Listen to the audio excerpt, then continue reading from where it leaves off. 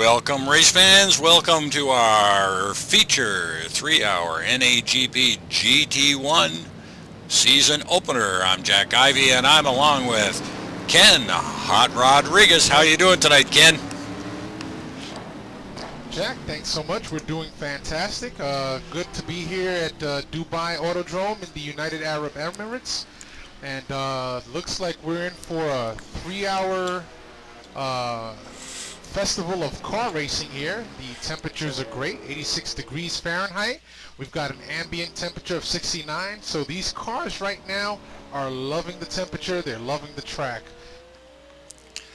Well, it is going to be interesting because last week's qualifying race was a barn burner as far as I'm concerned. Yep, it absolutely was. 30 minutes of mayhem on this track, and we saw the likes of Jesse Caldani, a newcomer to NAGP, hold his own. Actually, I believe he's got a fairly good starting position tonight, so he's going to be one to watch. We saw some penalties being dished out this week, Jack. Let's talk about those. Yeah, Chris Moses on the start there got slightly out of shape, more than slightly out of shape, and he is going to start at the back of the qualified cars because he created that schmozzle at the start line. We also have a bunch of guys losing grid positions, Sam Rolfe, Andre Cole, Juan Monroy, and Marty Uren. Juan is going to end up 5 grid positions back, so it's going to be interesting tonight. It absolutely is. You know, the names that you've mentioned, they're not strangers to the front of the pack. So losing grid positions and then Chris Moses starting from the back is going to be very interesting to see how they handle strategies. And of course, you know, there's always the advent of the weather changes out here. We are in the dry desert, but there is always the possibility of some weather changes. So I'm looking forward to tonight's race. I'm looking for much excitement, especially from those that had to suffer some penalties, to make it very interesting.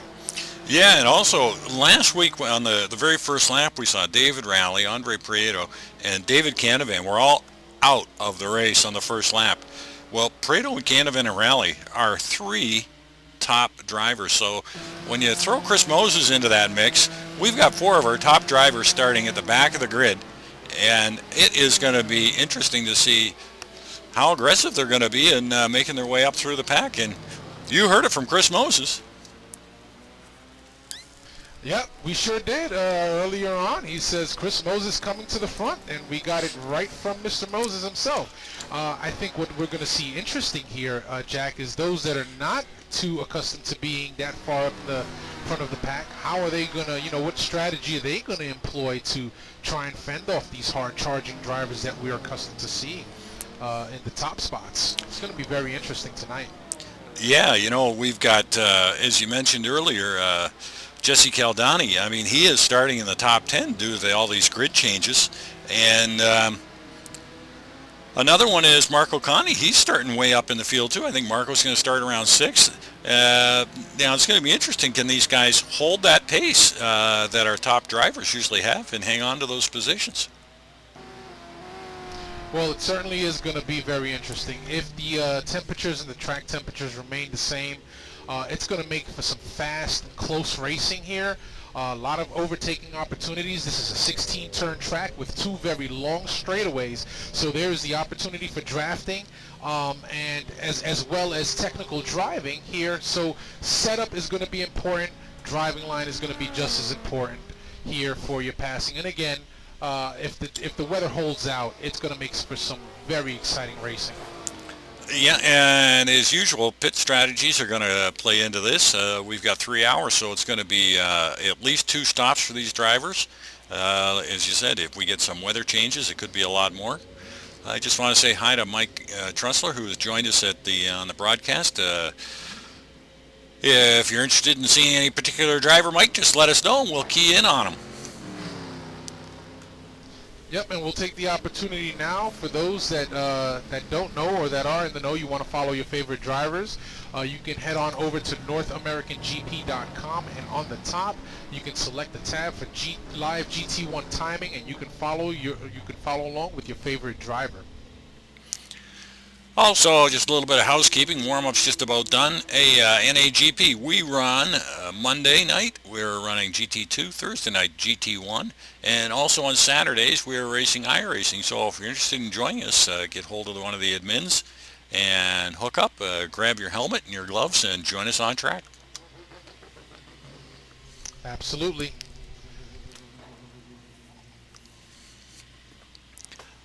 Well, Ken, any predictions for tonight? Well, tonight's going to be very, very hard to determine. Again, you know, as we just discussed, there were a few penalties handed out to some of the folks that are accustomed to being in the top 10 consistently. So, I don't have a specific. I don't have a pick tonight, Jack. Believe it or not. Well, we do know White and Sportelli looked real good, but you know what? I'm looking for the wonder from down under, Aaron Parsons. I think he is going to show his mettle tonight and bring it on. I just want to say hi to Scotty, 86. Thanks for joining us. All right, guys, you guys all sit back and relax, take in some of the action while we try to stay with it. That's right, and now that we are getting ready to race, let's start the running order. Starting in first, Alex White. Second will be John Sportelli.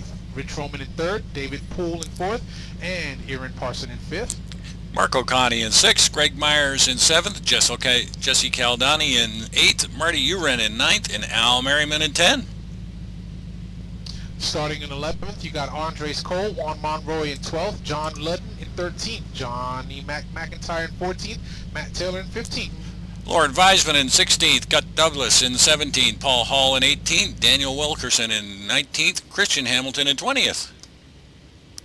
Starting in 21, Lou Mascarelli. Chuck Carter will start 22nd, John Wathen in 23rd, Ryan Schleif in 24th, and Jonathan Cuppett in 25th. Andre Prado in 26th, Sergio Calderon in 27th, Mike Graytrix in 28th, and John Houston 29th, and Chris Moses in 30th. There's your race lineup. That's right, with about 30 seconds to green flag, that is your running order.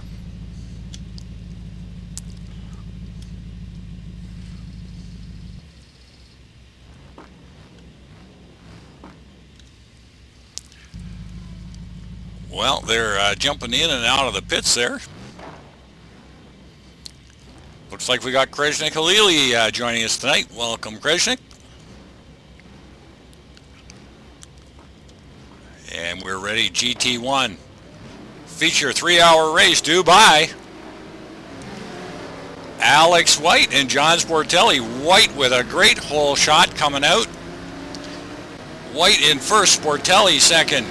Roman in third, and Poole looking on the inside. And boy, oh boy, they are all backed up. Yep, absolutely. No surprise there. These guys are going to want to vie for position early. We have a great weather temperature out, the 70 degrees. Track temperature, 56 degree Fahrenheit ambient. So these guys are going to be looking to haul tail tonight, Jack. They are going at it tooth and nail through the pack as I scroll through, but out in front is Alex White in the big Ford GT.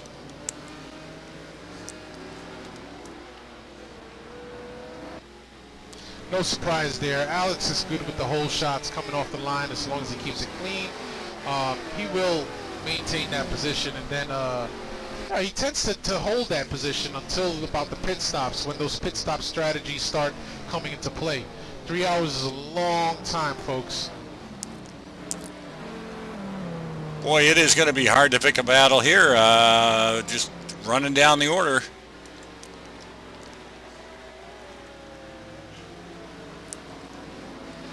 Chris Moses up to 18th already. Yep, just caught a glimpse of that, driving that Ferrari F40. He is he's hauling butt tonight, Jack. He told us he would. Absolutely. He's hunting down Christian Hamilton right now in the 17th spot. Christian also driving a driving a Lister Storm, trying to hold off a hard-charging Moses. Well, we still have White, Sportelli, and Roman, but Roman has got a bead on Sportelli and is not letting that McLaren get too far out in front of him. But it looks like these top three drivers are opening up a slight bit of a gap. David Poole in the circus-colored car there, he is doing his best to maintain contact with these. That is the Ringling Brothers Lamborghini. And I just love the paint job on that one. Absolutely. Marco Conti up to 5th in the big Ford GT, so he is hanging on to that spot well. Aaron Parsons into 6th where he started. Big Al Merriman in 7. Greg Myers, Mr. Smooth in 8. Juan Monroy in 9. And Jesse Caldani is hanging on to the top 10th spot. That's right, John Ludden. Currently running in 11th, just behind Caldani. Marty Urin in 12th. Andres Cole, 13th. Oh, and Andres just takes 12th from Marty Urin. Just takes from Andres Cole. I was on that action as you spoke about it. Andre Cole taking a look on the inside there. Got a little bit of Marty, but Marty was able to hang on to it.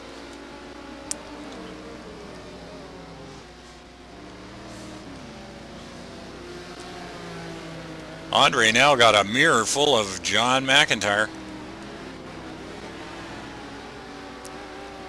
Yeah, John McIntyre.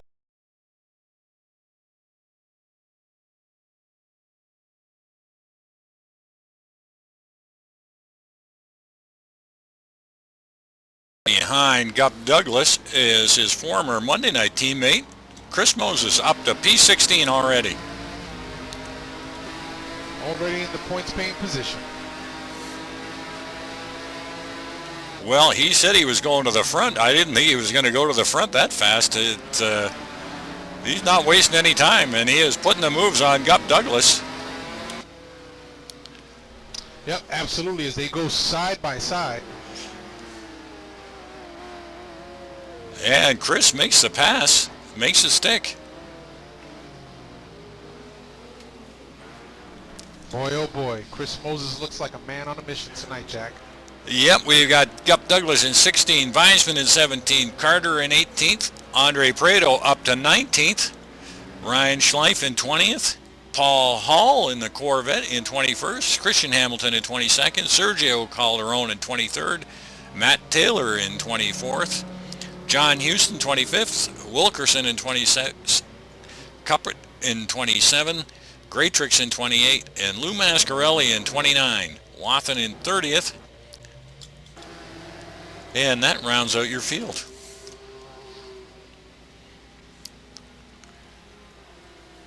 So we got Alex White out in front.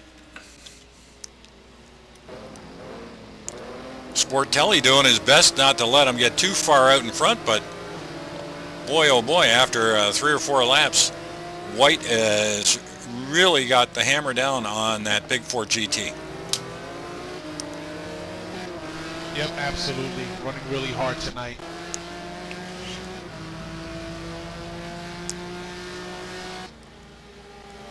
So we've got White, Sportelli, Roman, and Poole.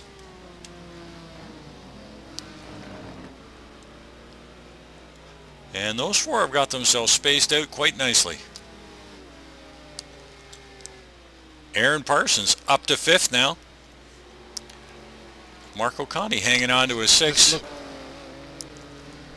Just looking here at Jesse Caldani all over the bumper of Juan Monroy, trying to get a couple of positions back. Looks like he lost 2 positions at the start there, Jack. Well, it's understandable. These pilots up the front, they sure know how to get a good start on and are very, very aggressive, even though the top runners usually tend to stay pretty clean. They're very aggressive at the start. Yep, absolutely. And we're looking at Jesse Caldani here on my screen, and I'm looking at John Ludden. John Ludden during practice was laying down some really hot laps in that Chevy Corvette C5. So I'm looking to see him move up a couple of spots here tonight. He was right on par with the pole.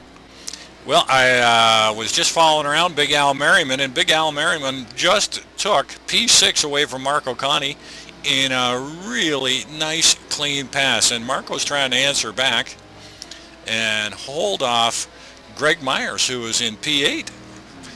So Marco got his hands full with a couple of our top drivers here with Aaron Parsons and Greg Myers, but Marco is all over the back of Big Al coming back at him.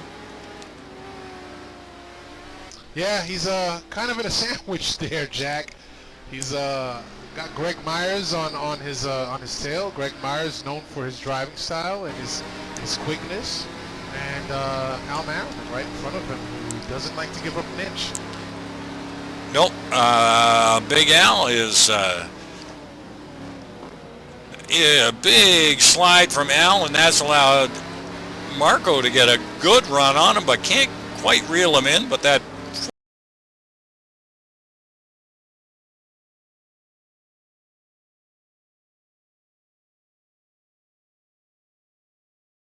a lot of weight, so Marco's got to keep it tight in the corners as well, because you lay down too much torque going wide into a corner, you're certainly going to give up a spot. So keep it tight there, Marco.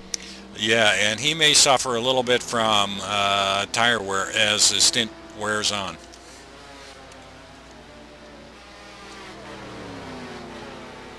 Well, we've got 4 laps in the book. Alex White still out front, got about almost a 3-second lead over Sporto. Yeah, that Alex White, if anything that we could say about him, I mean, all we can say is good things about Alex White. He's a superb driver, but he is very, very consistent. So if he can get a few 100ths of pace on you, he'll just open that up over the course of a race, and that'll just get bigger and bigger.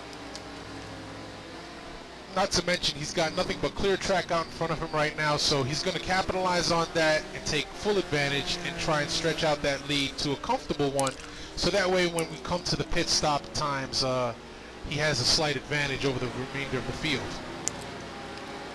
Well, I'm back with P9, and as I said, P9, we've got Juan Monroy chasing down Greg Myers, chasing down Marco Conti, chasing down Big Al Merriman. So we've got, from 6 to 9, we've got a 4-car pack that is just absolutely fighting it out here. Although it does look like Al is maybe just got a slight bit of edge on pace over these guys, and if he can hang on to it, he might be able to give himself a bit of a breathing room. I don't know what Chris and Al did with that Ferrari F40, but they certainly have figured something out, because they are quick in those cars. Well, just a little update there. Chris Moses up to P12 now. And Al Merriman went wide in that last corner. Marco Conti tried, oh, somebody got stuck there. Marco Conti almost getting by Al Merriman. Well, Marco looks like he's getting quite the tow down the straight there, and he is. He's breaking under the inside. Conti down on the inside. Can he hold it? And he holds it tight. Big Al giving him the answer and taking the next corner. A little bit of a bobble, and Marco gets the power down and makes the pass. And boy, look who is coming on the inside of Al Merriman right now. You got Greg Myers capitalizing on the battle that's going on. And we just were 3 wide there. Juan Monroy. And Juan gets it sideways in P9, and he is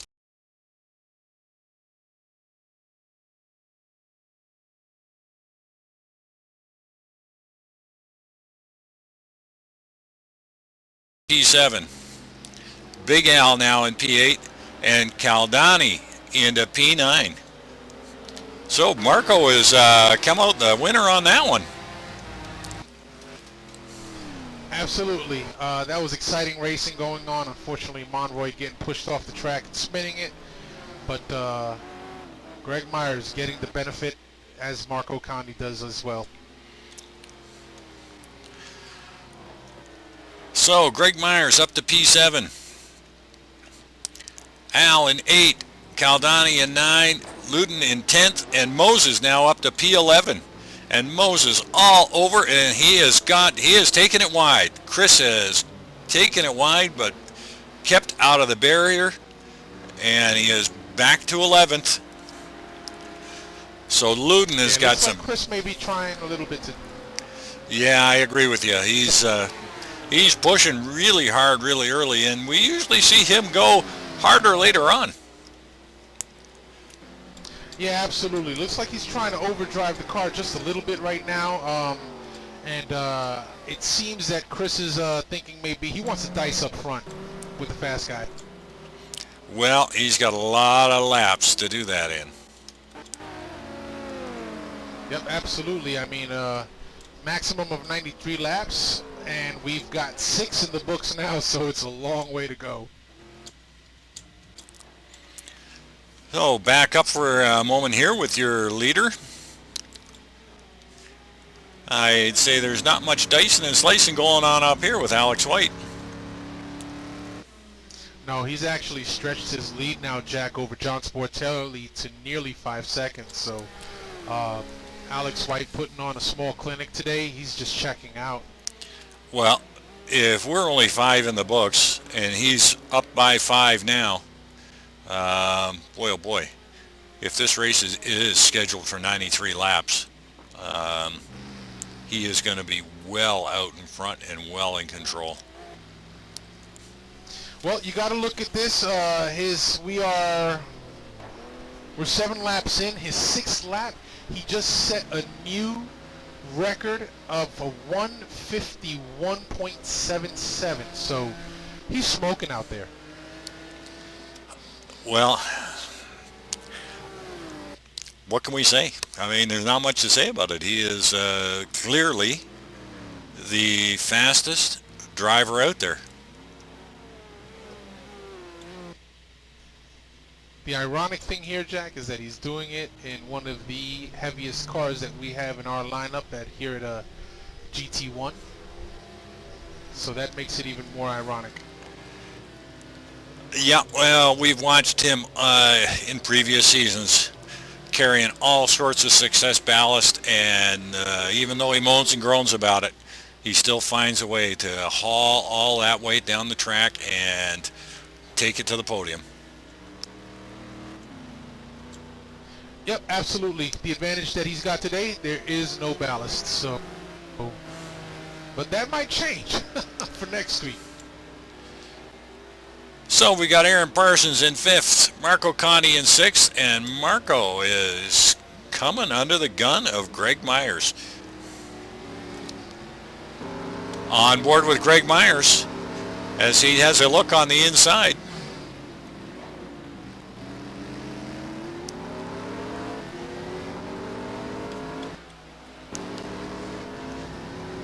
This is one guy you don't mind racing with. I mean, Greg drives his line. He drives it really well, and no surprises with Greg. He will drive the line, and very rarely will he come into contact as he just did there, but very smooth driver. Yep, absolutely. We've seen how Greg can handle his cars and his lines. Completely agree with you, Jack. So we have got PMR, Big Al Merriman in P9, and right behind him, Chris Moses. So they're taking those Ferraris and driving them into the top 10 already. Looks like Chris Moses has some damage on both sides of his cars there. Didn't get to see who he had contact with. Well, he did work his way up from the back of the pack, so it doesn't surprise me that he has swapped paint with a few of the drivers here tonight. Yep, absolutely. Andre Cole in 11. battling out with John McIntyre. The Maserati and the Nissan. Johnny Mac right up behind him. Let's jump on board with Johnny Mac.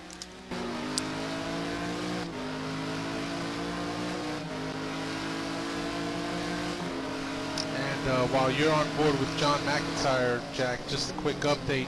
We have a heated battle going on between 13 and 14. Marty Urin in 13th and Andres Prado in 14th.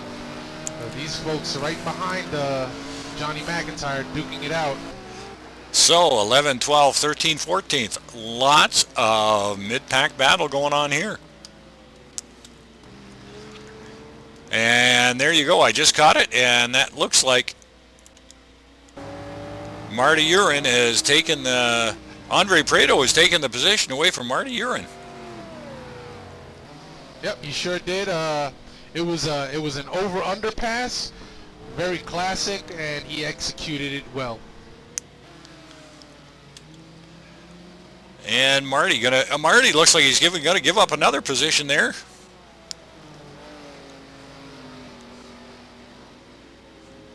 Coming under all sorts of pressure from John Ludden. Yep, and creeping up behind them in P16, the Flying Frenchman, Laurent Wiseman, in the big Aston Martin. He's trying to capitalize on some of the dicing that's going on in front of him. Well, as these guys duke it out, you can...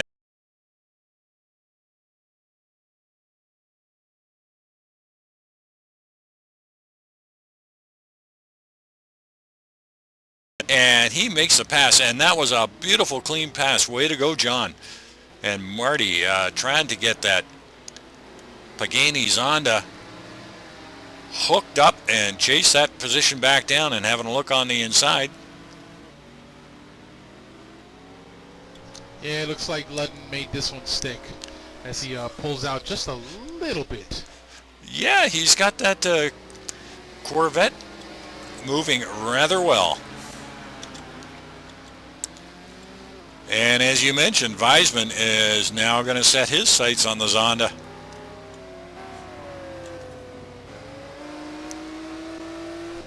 Wiseman looking like he may have traded paint with a few cars a little further back. Yeah, I think a lot of these guys have seen a fair bit of action at the beginning of the race here so far.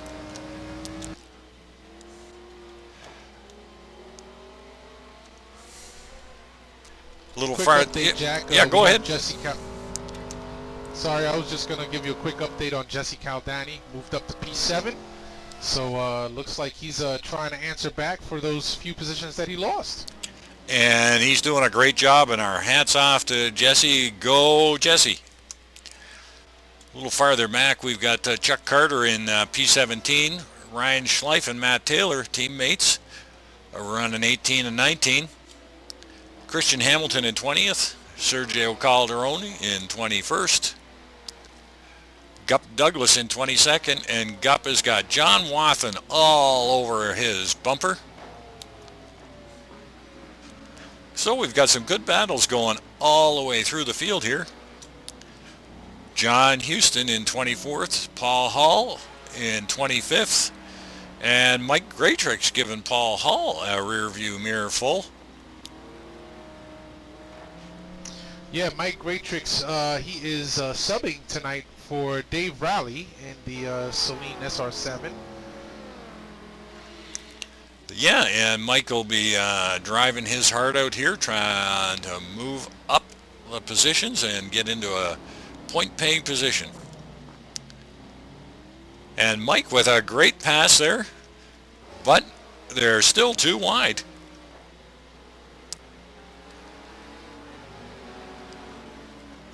And Mike pulls it out. Makes the pass on Paul Hall, but Paul Hall answers back. Looks like Mike went just a little bit wide around that turn there, Jack. Yep. But boy, there you go, folks. You know, if you're interested in coming out and joining us, there is great racing from P1 to P30 in this league, so don't be intimidated. Come on out and join us. So Paul Hall and Jonathan Cuppert, they're going at it now.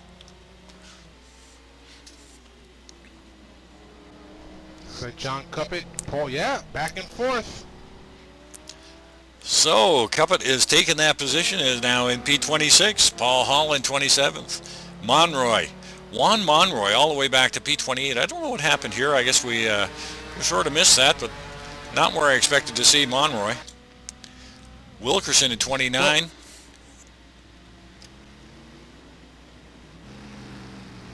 Yeah, I remember Monroy having put it off the track a little bit earlier in the race and spinning off. He may have decided to make a pit stop at that point. I can't be 100% sure, but having been pushed back that far, my guess is that he made a pit stop. Well, that'll sure cost him in the long run, because there's no way he would have been within his pit window at that time. So he's gonna need another stop for fuel at least. Out front, Alex White still putting on his clinic show. 8.5 second lead over John Sportelli. Going back to the second and third position, we have Roman now all over the back of Sportelli, trying to find his way around him. Well, we'll hang in here with P2 and 3 as these guys are duking it out, and Roman is sliding that Maserati all over the place.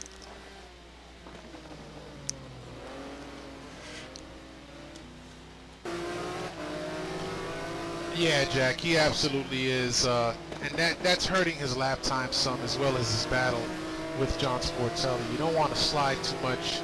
This isn't a drift course. You don't want to drift your car around certain corners, because you will give up precious tenths of a second.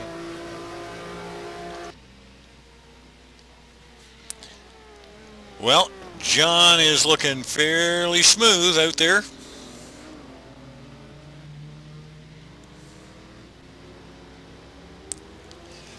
And giving himself a bit of a breathing space between himself and Mr. Roman. So, White, Sportelli, Roman, 1, 2, 3. Then you have David Pohl in fourth, Aaron Parsons fifth, Greg Myers sixth, Jesse Caldani holding on to that seventh spot. Chris Moses moved up to 8, Mark O'Connor in ninth, Al Merriman in 10th. Boy, sorry we missed that. Even though he has got more dents in that car than my old beater, he is sure not suffering from too much aero damage to drive that car to the P8 position so early in this race. Driving like a man possessed tonight there, Jack. I'm just going to go over the leaderboard here for a sec, give everybody a look. So we got White 8 seconds out in front of Sportelli. Sportelli and Roman still in tight. Poole and Parsons 5 seconds spread on there, and a bit of a gap back to Greg Myers, but Caldani is all over Myers, and Moses as well too. So that is quite the battle that's going on there.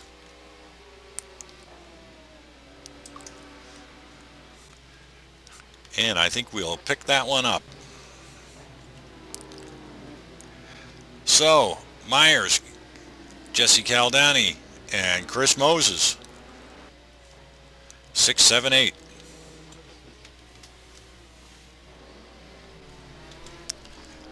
Going back a little bit to 10th there, 9th and 10th, looks like Marco County, Andres Cole, and Al Mack.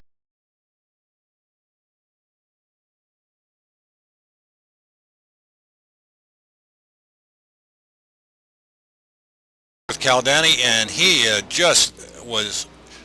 is trying to answer back to Chris Moses, but Chris on a beautiful pass, and Caldani trying to answer back, but boy oh boy, Chris has got superior exit speed in that Ferrari and is just driving out of those corners.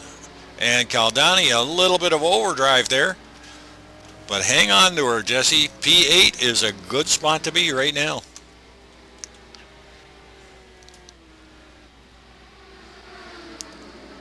Well, Chris Moses did tell us in pre-race chat that watch for him. He was going to the front, and boy oh boy, he sure is driving like he wants to get up onto that podium. Yep, he kept his word, and we're seeing him move up lap by lap. Still a long race, 93 laps. We currently have 14 laps in, so still a lot of racing to go, Jack.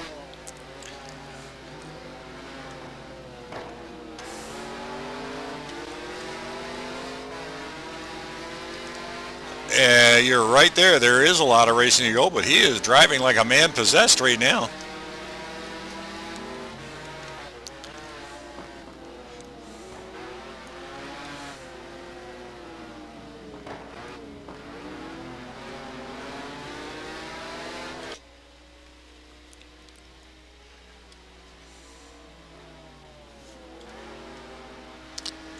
So we got Myers in 6, Moses in 7, Caldani in 8th, Marco Conti and Andre Cole, and they are duking it out there, and I'm going to jump on board with Andre Cole.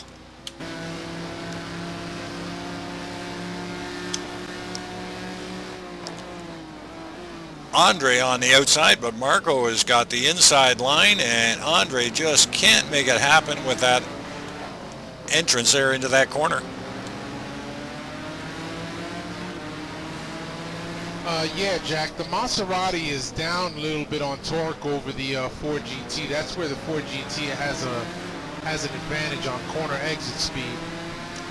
However, the Maserati is an agile driver. Well, we've got Connie, Andre Cole, Big Al Merriman, and Andre Prado. And Andre Prado is all over the back of Big Al Merriman as well. So Cole and Merriman are in a Ford GT sandwich.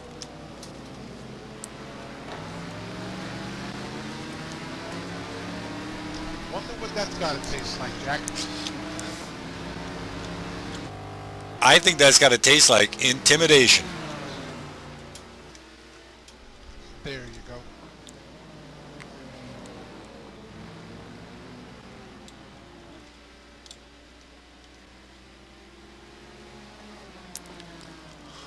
Boy, oh boy, there's some great action going on here. I don't know if these guys can keep this up for 3 hours.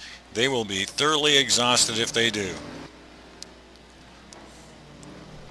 Well, Jack, I can tell you I'm exhausted just trying to keep up with all the good racing action that's going on here tonight. I know. Drivers here at North American GP, they're nothing short of amazing. They're a great bunch of guys to race with, and they're good at what they do. I thought it was a handful on Monday night and a 30-minute barred murder, but boy, oh boy, these guys are going at it like they're going to be racing for only an hour and not 3 hours.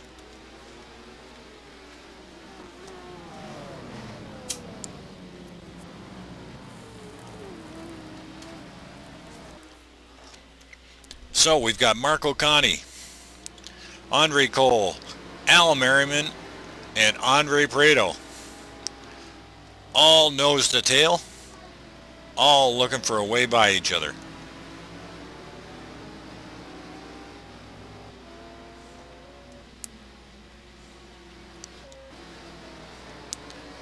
And behind them we've got John McIntyre and John Ludden. And John Ludden has given McIntyre a handful as well and staying on his bumper. Good on John for P14. Marty Uren slips back to P15. Laurent Weisman, boy, he's got that Aston beat to pieces too. He's in P16. Matt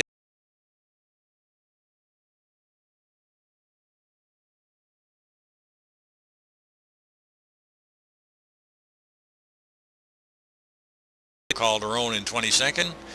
John Houston in 23rd. Wathen in 24th. Monroy in 25. Greatrix in 26. Cuppet in 27th. And Paul Hall 28. Wilkerson 29. And Lou Mascarelli out there sampling the runoff area in 30th.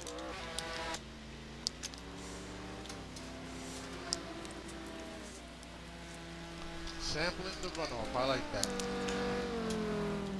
Back out in front, Alex White. White Lightning is definitely showing his mettle tonight. He absolutely is, Jack, and I'm just watching here on the timing board where Chris Moses back in P7 falls to within the leader, and he has been slowly creeping up and chiseling away that lead. So this is going to be very interesting to watch, as they're going to be not too, in the not too far distant future going to be coming for their pits. And, it's not going to surprise me. Chris is the ultimate pit wizard. And it's not going to surprise me to watch him pick up some precious seconds during this pit rotation. And we have 2 pit rotations to go through, so this could be significant. Yes, absolutely. Just a little shout out here. Alex White, he's racing out of Great Britain, but his father is in Australia and joins us quite often, so hopefully you can watch your son as he puts on a show for us tonight. And there you can see the gap between first and second, but welcome, Mr. White, if you're out there.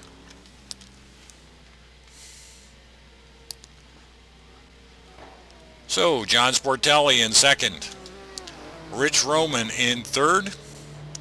And it wouldn't surprise me, it looks like Rich is probably going to be wearing the bejesus out of his tires and probably have to just settle it down and keep in close with Mr. Sportelli.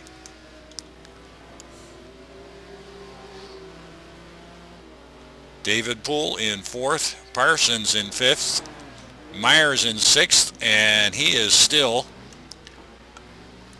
being hounded by Chris Moses, and Chris Moses has got Jesse Caldani all over the back of him too, and Jesse not letting this guy get away from him.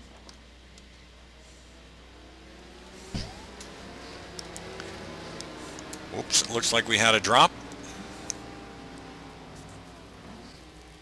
Yep, can't tell who it was.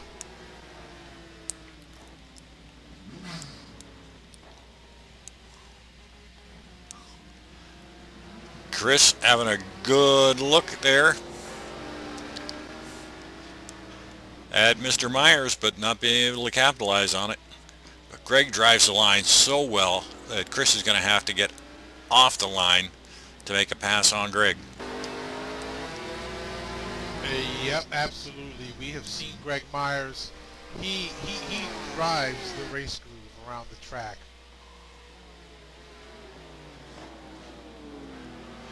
He must have been at the Skip Barber School of Racing. I'm telling you, Chris Moses is going to have his hands full trying to get around Greg Myers.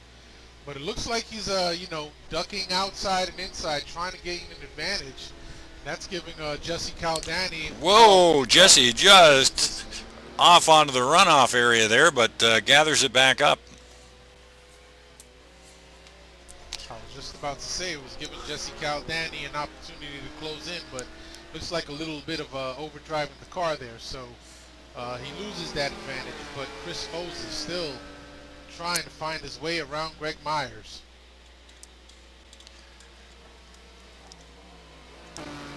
Well, a little farther back in P9, Andre Cole is gotten by Marco Conti.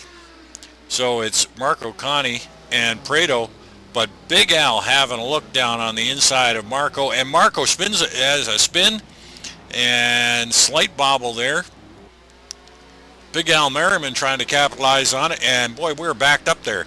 We got Al Merriman. Johnny McIntyre is just making a pass on John Luden, and McIntyre makes his stick, but Luden looking for the over-under, and boy, he's coming back with the power of that Corvette is pretty impressive here. Yeah, most certainly is. Luden's got it hooked up really nice. Now, like I mentioned earlier, I saw him in practice. He was laying down some really good and fast hot laps. And Marco is taking it off track and doing a little bit of lawn maintenance there and dropped himself back to P4.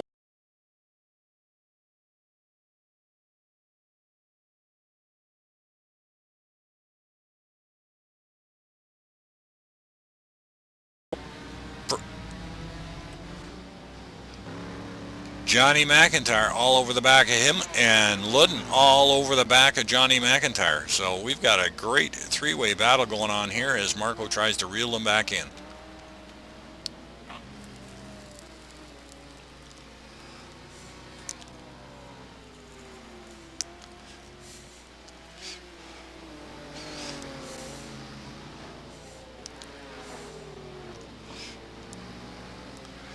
Boy, that Nissan and that Corvette are pretty evenly matched here. Ludden having a bit of a slide there, trying to take it to the inside.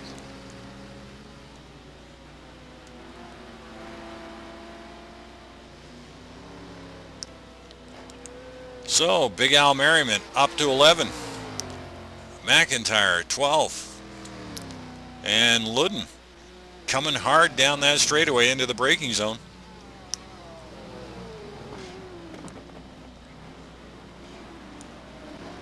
Three nose to tail. This is great action, folks. You know, Jack, I'm just looking a little further up at watching the battle between Gregory Myers and Chris Moses, and the driving has changed to the point where it looks like Chris Moses is understanding that Gregory Myers just drives that line so well. He's probably just back there frustrated, trying to find a way around this very precise race car driver, trying to get some pull on him down the straight, but they've been going at it for a few laps now. Well, I'm going to stick here where I am because we've got Big Al Merriman, Johnny McIntyre, and John Ludden, and they are still going nose to tail. Yep, just jumping on board with you here now, Jack, and most certainly going to come down the front straightaway. Looks like Ludden trying to get some pull off of McIntyre. McIntyre keeping it close to Al Merriman.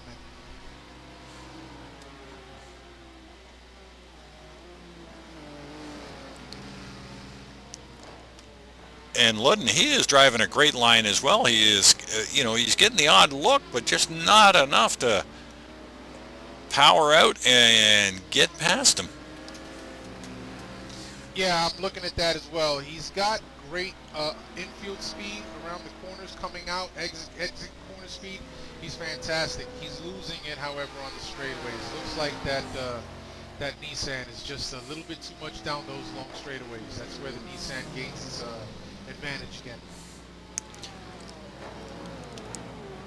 Well, we did see the Nissans do remarkable stuff last season with the Flying Frenchman when they had running that thing with no wings. So maybe McIntyre's taking a page out of their book and trimmed that baby out to give it some top line speed.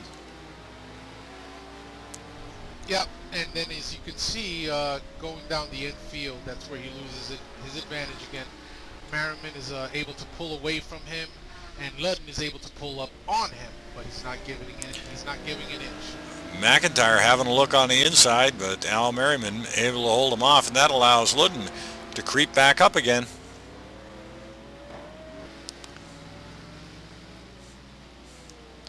And as they get ready to go down this front straightaway, I'm sure that we'll see that Nissan just pull away.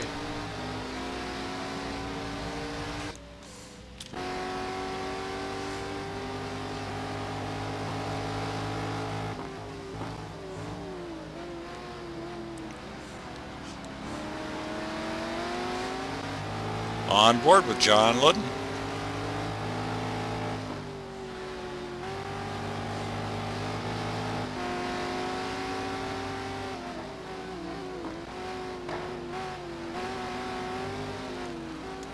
Great battle going on here.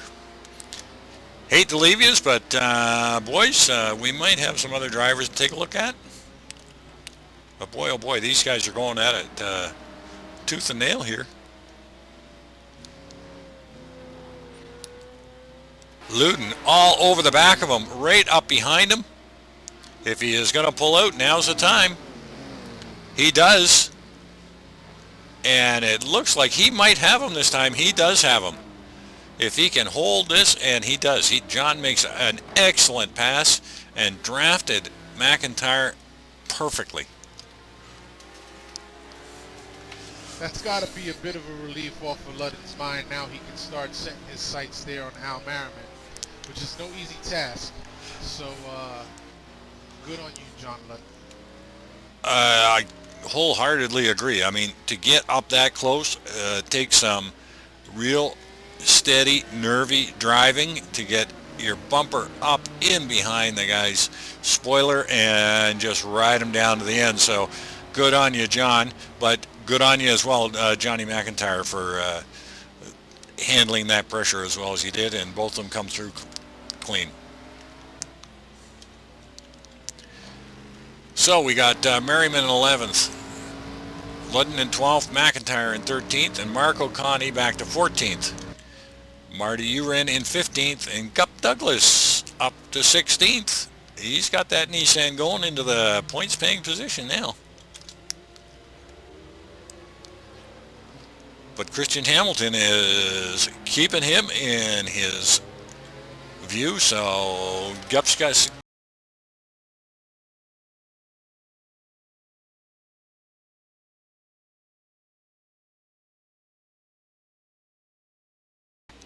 In 19 and 20, John Houston chasing those guys down. Chuck Carter in 22nd, and John Wathen in 23rd. So it looks like we got a pretty good battle here for 18 to 22 going on. And as you mentioned, Juan Monroy, he ducked into the pits, so he's back in the pits again. Well, that's not going to help Juan's race. I don't know if he is definitely going to have to make another stop. So that first stop is really, really going to hurt him.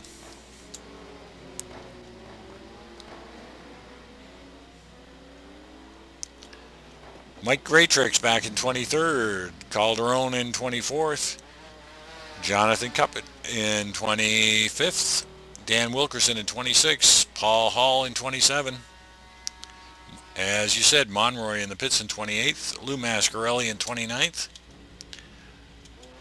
And that rounds out your field. Back out in front, Alex White. Gonna jump over the leaderboard here.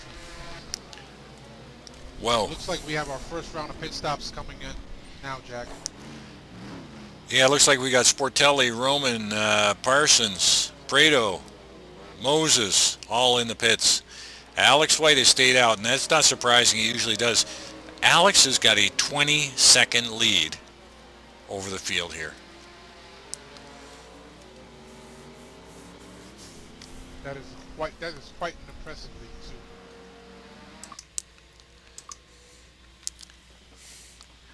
Sportelli is rolling.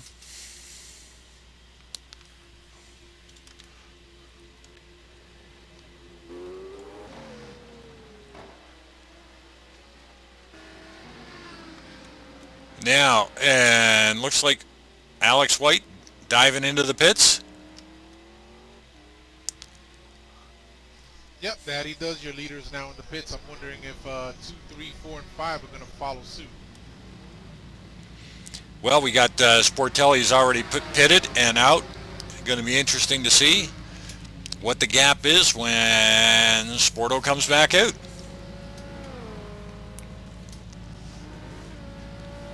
So we're just watching Alex White in the pits there.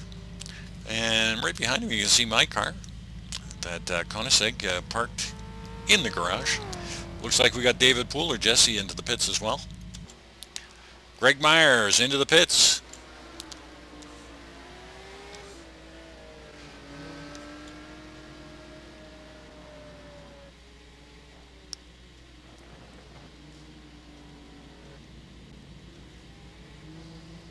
Boy, it looks like Jesse Caldani's going to stay out so he can grab the lead, albeit for however many laps he's got. Hey, that's okay. Way to go, Jesse.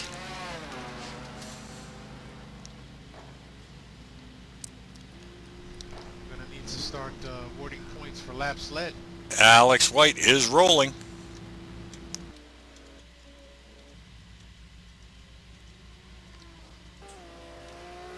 And let's see, Sportelli is coming around.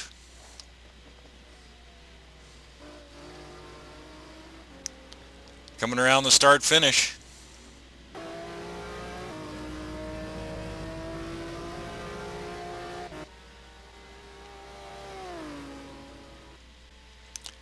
So, Alex White maintains his lead. Yep, still is about 10-second lead over John Sportelli. Gup Douglas moves up into the 4th spot. Looks like Gup decided to stay out a little longer.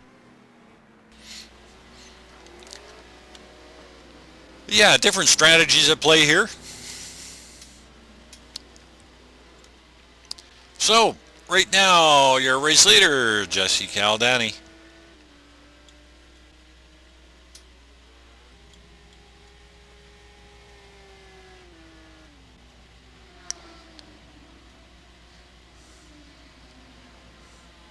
And this should be it for him. He should be coming in.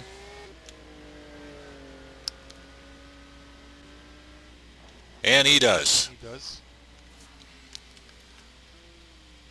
So, we'll run down the order as soon as we get everything shaken out, and all the pit rotations should be done in another lap or so.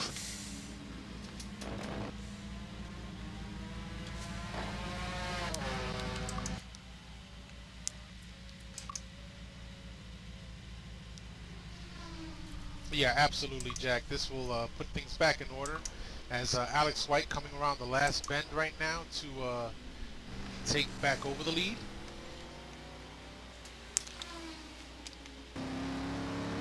So we're only about 25 laps in.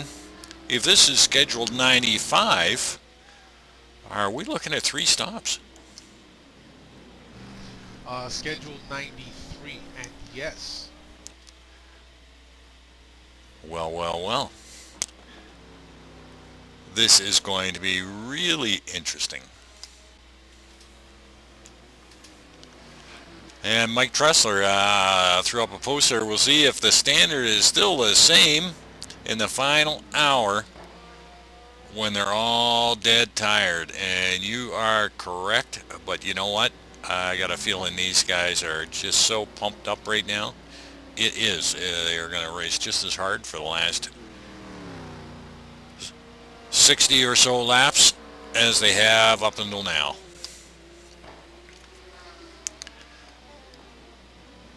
So, Alex White in first, Sportelli in second, and John Sportelli can still catch glimpses of Alex at odd parts of the track.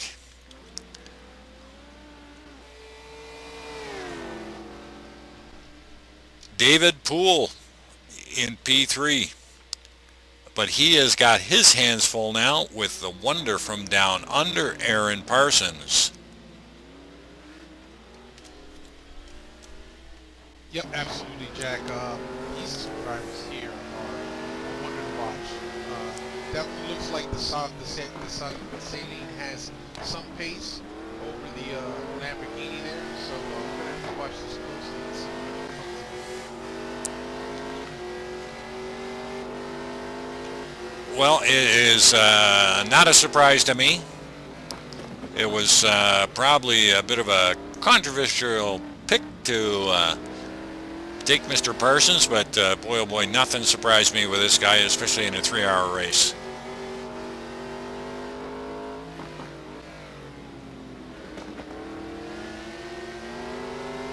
How about Alex White up front? Putting on a show for everybody here tonight. About a 10-second lead over Sportelli. Looks like White is coming up on some back markers fairly quickly too. Well, that can always play into things, as we have seen in the past. But if he is only 10 seconds up over Sportelli, he had lost about 10 seconds in that pit rotation. Yeah, he absolutely did, Jack. I believe that his pit was a little longer. Alex may have went full fuel tank, so that alone is a long time in the pits. Yeah, and 3 stops at 10 seconds is 30 seconds, and that is not going to be good. So it looks like we've got Mr. Poole and Parsons coming up to some lap traffic here.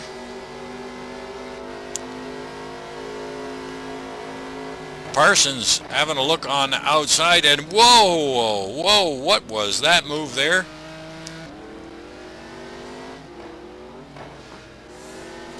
Yeah, that was Mike Ratrix that kind of threaded the needle there between them. Whoa, boy, oh boy, that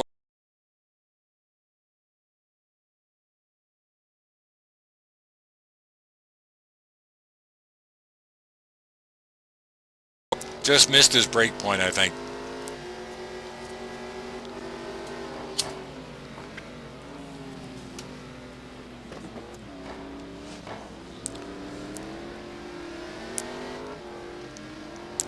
Well, Parsons looking for all sorts of ways to get by Mr. Poole, but taking it wide, taking it shallow.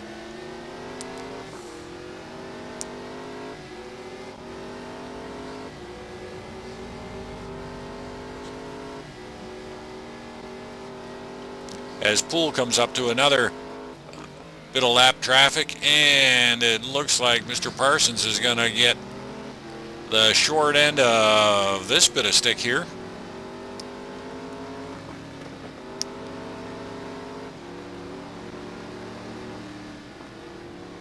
Just jumping on board with you there, Jack. I didn't get to see what the action was. Yeah, Aaron got caught up behind one of the lap cars there for a little bit, but not too bad, but it did cost him a bit of pace there.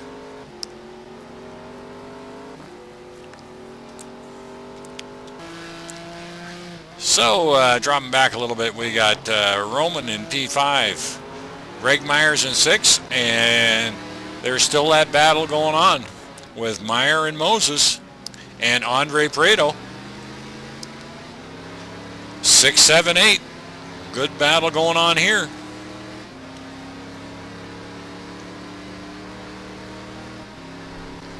Boy, I gotta hand it to Moses. Having come from all the way in the back of the field up to the P7, that is quite an accomplishment.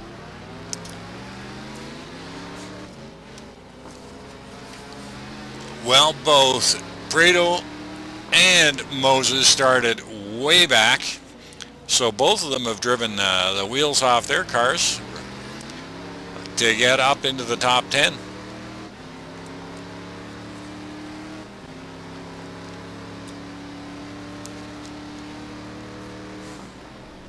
Jack, we're going to take a 60-second break and be right back. Absolutely understandable in this 3-hour endurance.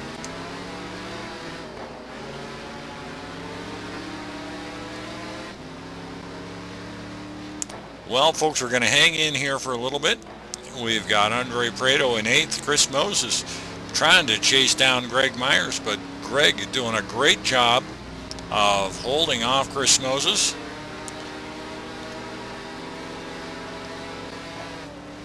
Chris having a look on the inside, and Chris makes the pass and makes a stick and gets around Greg Myers. Wow. Greg trying to answer back. And now Greg's going to come under the pressure of Andre Prado.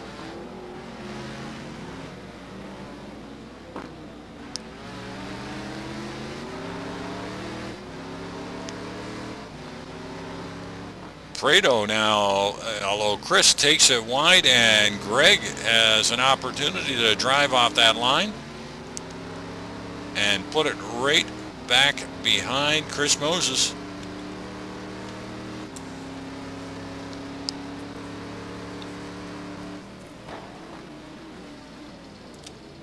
Six, 7, 8, Moses, Myers, Prado.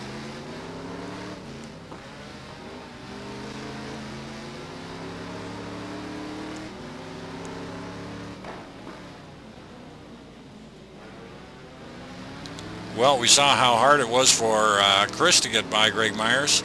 Andre Prado is probably going to have the same amount of trouble getting by Mr. Myers, but he might have learned something from Chris's pass. But looks like Greg is not letting Moses get away from him. And boy, Jack, I'm back, and man, did I miss that pass. I see that Chris Moses did move up into P6. He did indeed. It was a good clean pass, but good on Greg Myers. He is stuck with Chris Moses after giving up that position, and now Prado is going to have the same problems trying to get by Mr. Myers as Moses did. Yep, absolutely. This does not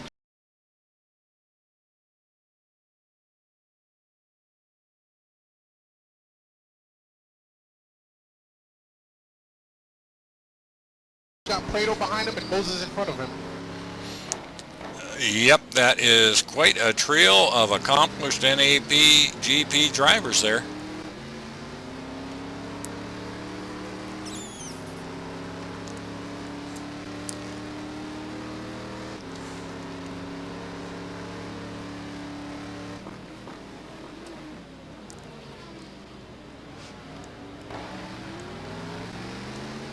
They get really bunched up in this technical area here. Andre getting a little wide there. Yeah, in these technical areas where there's a lot of turns, exit speed being the most important part of your driving skill. This is where you tell the difference between the torquey cars and the RPM-ish cars, if you will. And Prado trying to work those corners to get the power down as quick as he can.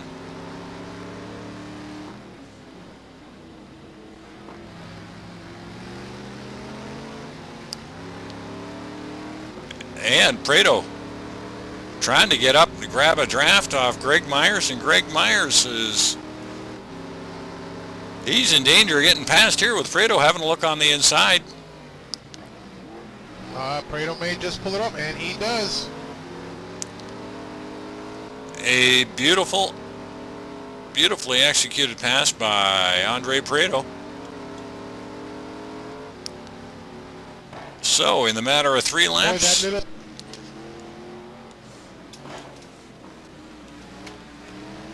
yeah, absolutely, Jack. It looks like they're actually that little battle between Prado and Myers gave Moses an opportunity to pull out a few tenths of a second, but now Prado's got his sights set on Moses. And it appears that he is closing that gap down.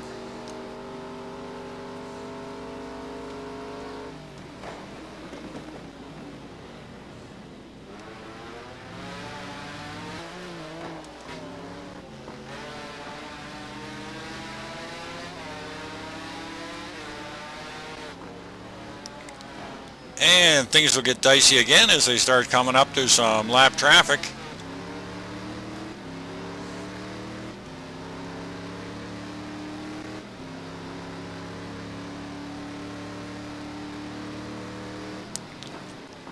Well, we'll take this opportunity. We'll just cycle back a little bit. So we've got Moses, Prado, and Myers, 6, 7, 8. John Ludden hanging on to his P9. Johnny McIntyre in 10th. And Big Al Merriman keeping an eye on McIntyre.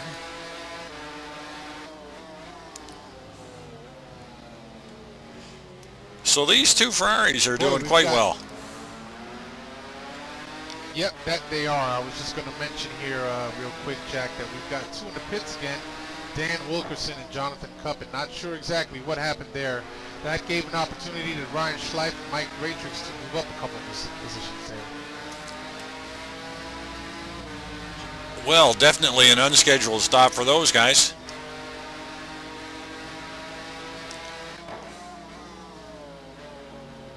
So McIntyre in 10. Big Al Merriman chasing him down, and I'm going to stick with this because it looks like Al's got some pace on McIntyre.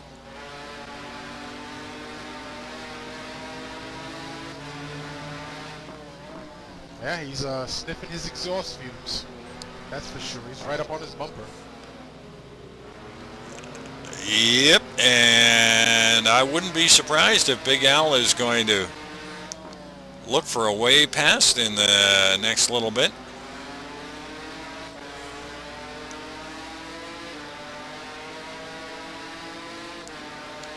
Oh boy, we can see that Nissan in that straight line speed.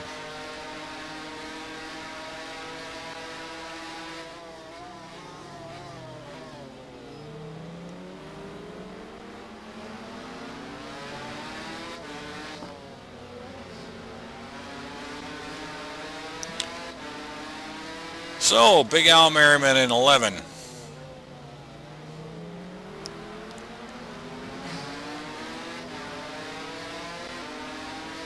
Just can't seem to close the gap there.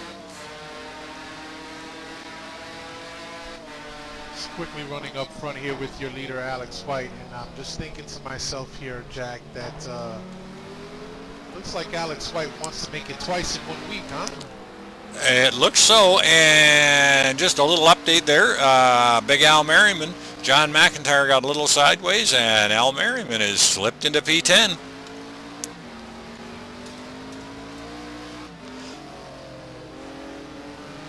Andre Cole in P12. Jesse Caldani is slipped down to P13, but he is chasing Andre Cole down in the Maserati.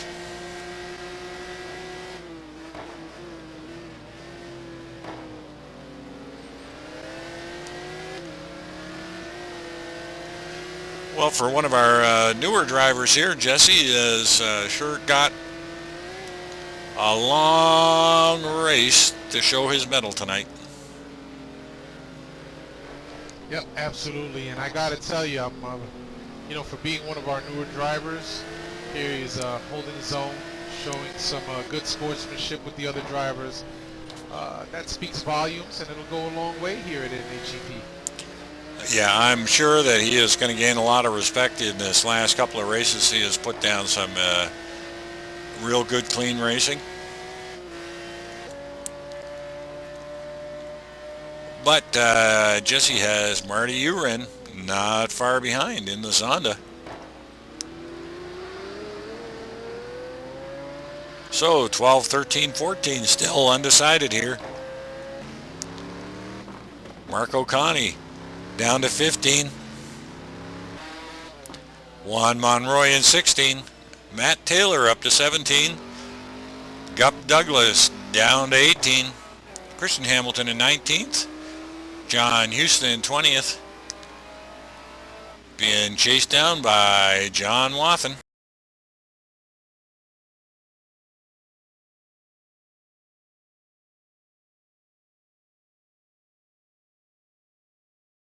Third, and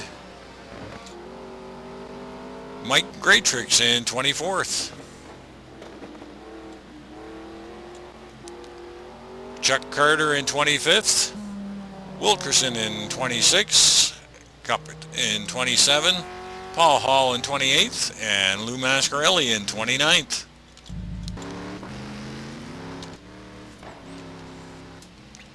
I'll just switch over to your leaderboard here.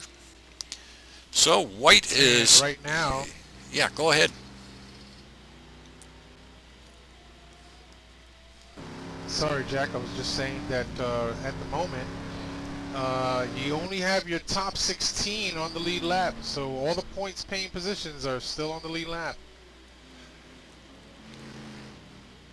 Yep, and it looks like Sportelli is down to only about 8 seconds behind Alex White, so he's doing a good job of hanging on to the backside of Alex White.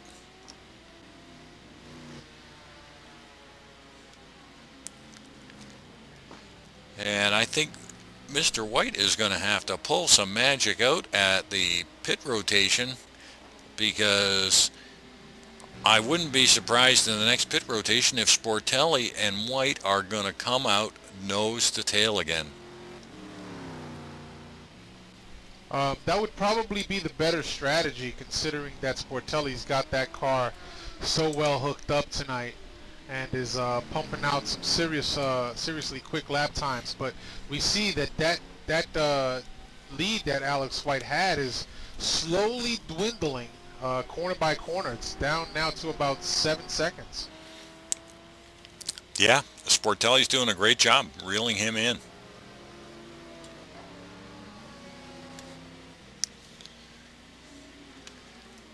So Sportelli in the McLaren F1, as you said, has definitely got that car hooked up for tonight's feature race.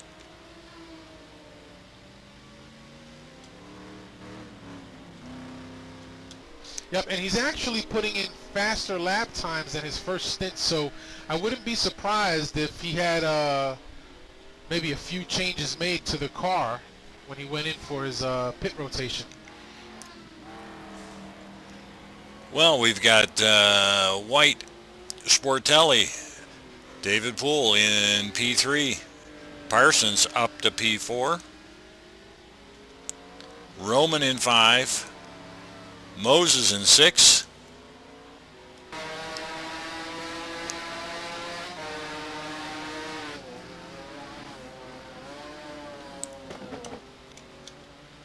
Andre Prado in 7, Greg Myers in 8th, Ludden. Boy, that John Ludden has got a great run going in P9 with that Corvette.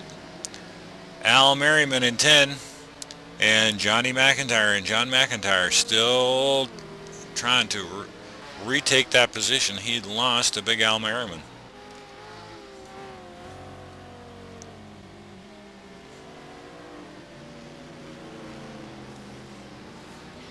So Johnny Mac not letting Big Al run away with that position.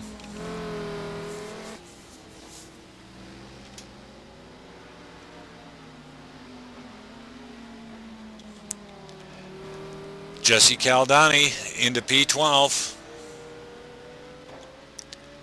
Marty Urin and Andre Cole got a battle going on there too.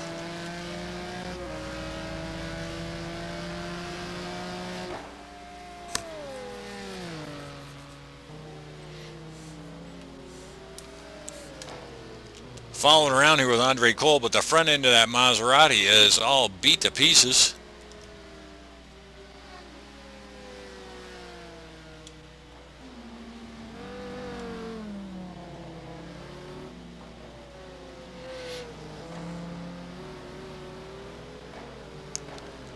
So Marty Urin in P13 trying to hold off Andre Cole.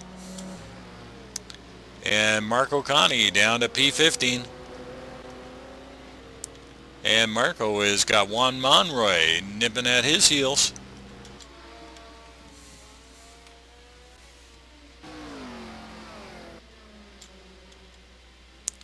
Christian Hamilton giving... Still a lot of great races. Oh yeah, there still is good racing going on. I just picked up Gup Douglas and Christian Hamilton, who are duking it out for P17 and 18.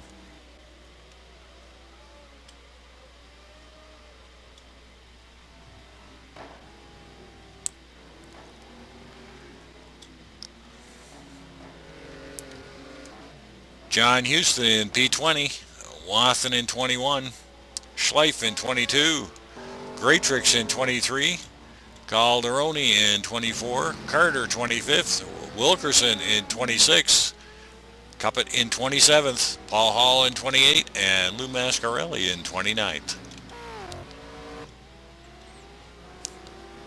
Yep, and that rounds out your entire running order. Yep, and back up with your race leader, Alex White, as he threads his way through lap traffic.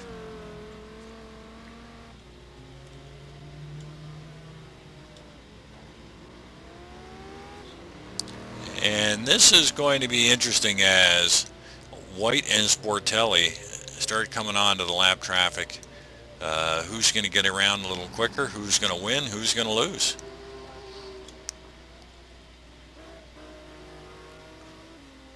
And boy, Sportelli is not that far behind.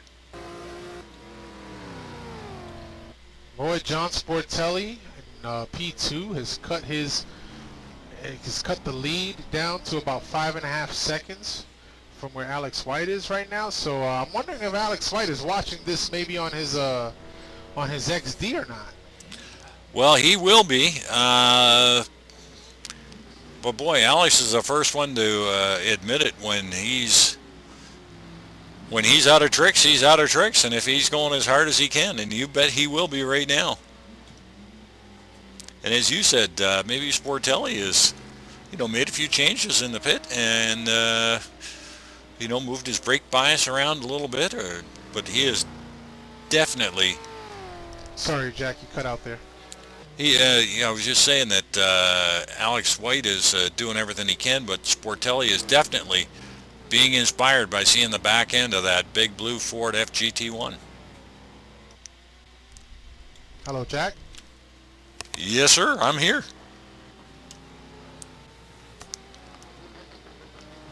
Ken, are you there? We are here. Can you hear me? I can hear you. We're good. Sounds like you're cutting in and out a little bit there, Jack. Well, I hope I'm not losing my keyboard. And I hope not either, sir.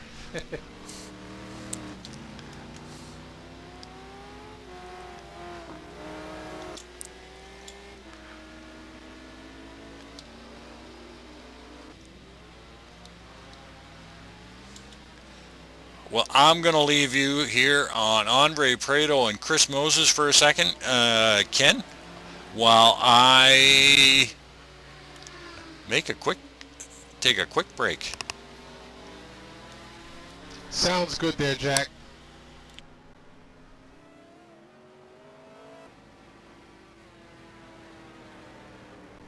Andre Prado maintaining the back of Chris Moses' car within his crosshairs. Doesn't want to let him get too far away.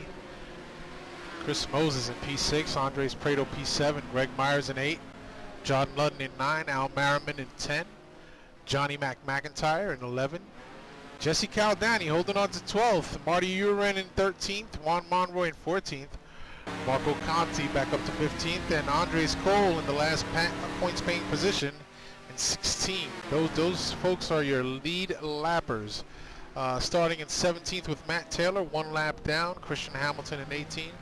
Gup Douglas 19. John Houston 20. John Wathen 21. Ryan Schleif 22. Great Tricks in 23. Calderon in 24. Chuck Carter 25th. Dan Wilkerson holding down 26. Paul Hall 27th. Jonathan Cuppett 28th. And Lou Mascarelli in 29.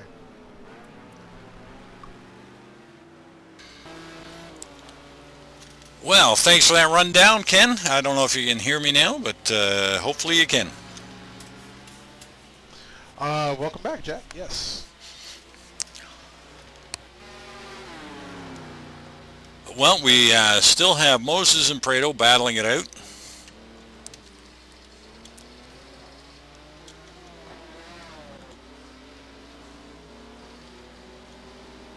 Roman in P5.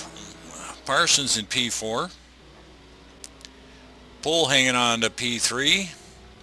But I think the big story here is going to be Sportelli and White. Yeah, absolutely. I know and have no doubt that White has got to be seeing Sportelli's headlights in his rearview mirror, especially as he was coming down the front straight there past the start-finish line. That lead has now been cut down to 4.6 seconds. So I don't know what to make of it right now, Jack. I don't know if it's a hard-charging Sportelli or if Alex White is laying off a little bit. Well, I'm just, got the cameras sort of glued to Sportelli right now, and boy, he is looking really smooth out there. Taking advantage of the complete track and using, hitting the apexes, using all the track width. He's looking really, really smooth. So here's a little update on Alex White. His lap times have indeed been coming down from earlier in the race. Looks like in his first stint he was hovering right about 152, 152 and a half. He has since slowed down to the 153s. So certainly he's slowing down there. Not sure what's going on, but that's giving Sportelli an opportunity to get up there. Sportelli's lap time's right around 152, so maybe about a half a second per lap. Well, it's a bit of a surprise, but do you think maybe he's suffering from a bit of engine health and has had to maybe lay off on the RPMs a little in the top end? Well, that's quite possible, but given that this is this is a 180-minute race. I believe that the engine health that these drivers start with is quite up there. So not sure if maybe Alex White may have been pushing it to the red line too much and now has to back down. I'm not exactly sure what's going on there. Yeah, it's a bit of a mystery to me, but hey, you know, hand it to Sportelli. He's a past champion, and he knows what he needs to do to get the job done. But boy, oh boy, he is looking very, very fast and very smooth. And he definitely has. Yep. He has his windshield just full of the back end of that Ford GT, so he is smelling it right now.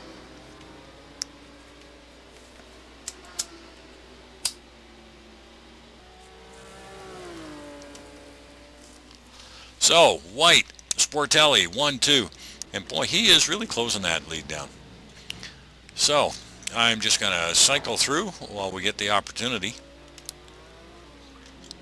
Pull in 3, Parsons in 4, Roman in 5th, Moses and Prado still in a dog.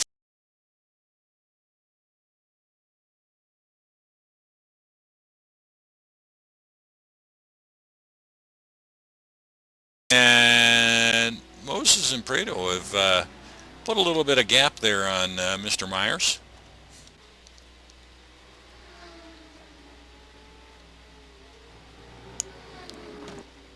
Luden in 9th, going around some lap traffic there.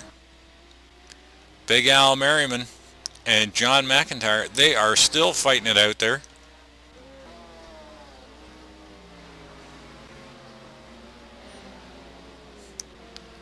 After Johnny Mack gave that position up, he sure hasn't given up much more to Big Al Merriman, and still hanging on to the back of him. Caldani hanging on to 12, with Marty Uren nipping at his heels in 13th. Monroy right behind them in 14, and Andre Cole not far behind. So there is, oh, Cole, big slide with that Maserati around the corner in 15, and Marco Conti hanging on to P16. Taylor in 17, Hamilton in 18. Gup Douglas hanging on to the back of Hamilton. And Houston, so we've got 18, 19, 20. Great battle going on back here. Yep, and it looks like things are going to get shaken up here within the next 9 or 10 laps when these folks start coming back in for their second pit stop rotation. So we're about maybe 9 or 10 laps off from that, from the first ones that are going to be coming in, Jack. And that is going to be something we're going to want to keep our eyes on there, Ken, because White lost about 10 seconds in that first rotation. If he does that again, that's going to put Sportelli right out in the lead. Yeah, it most certainly will. And given the laps that Sportelli's been driving, it'd be very hard for White to catch him. Well, I'm with Gup Douglas in Houston right now, and they are duking it out for that P19 position.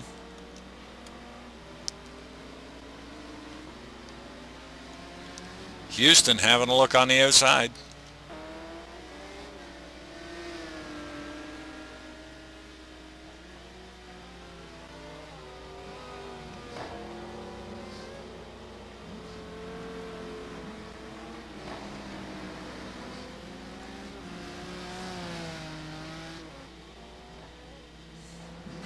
So there's still some good battles going on in this race here, all the way through.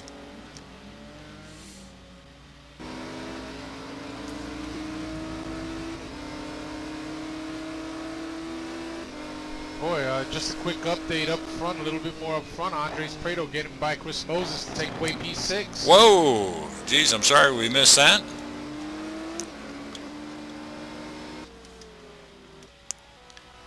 Moses trying to answer back, taking a look inside, but just can't get it done this time around.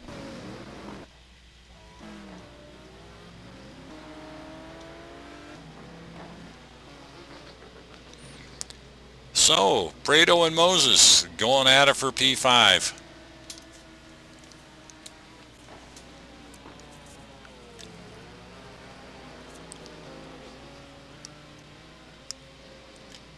The big power Ford versus a Ferrari.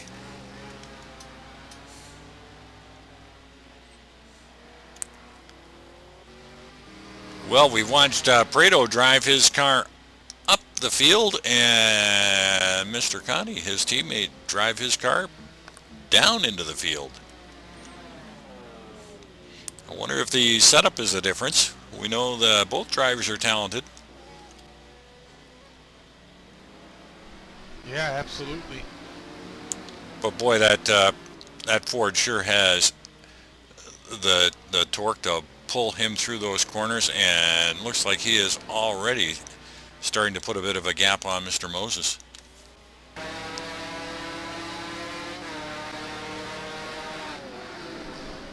Yeah, Jack, and I wouldn't be surprised as we're approaching the second round of pit stops if we're starting to see some tire wear on some of these cars. So we may see gaps increase or decrease depending on what position you're at and where your tires are as we're getting close. We're getting real close to the second round of pit stops. Yeah, I just can't see anybody here, being able at this pace, being able to double stint tires. Well, you got to figure they've been averaging between 27 to 29 laps each stint. Certainly not an amount of laps that you can double stint tires on. Not on this track. I don't think so either. Although the tire temps are good, these guys are pushing hard enough to bring the wear levels way up.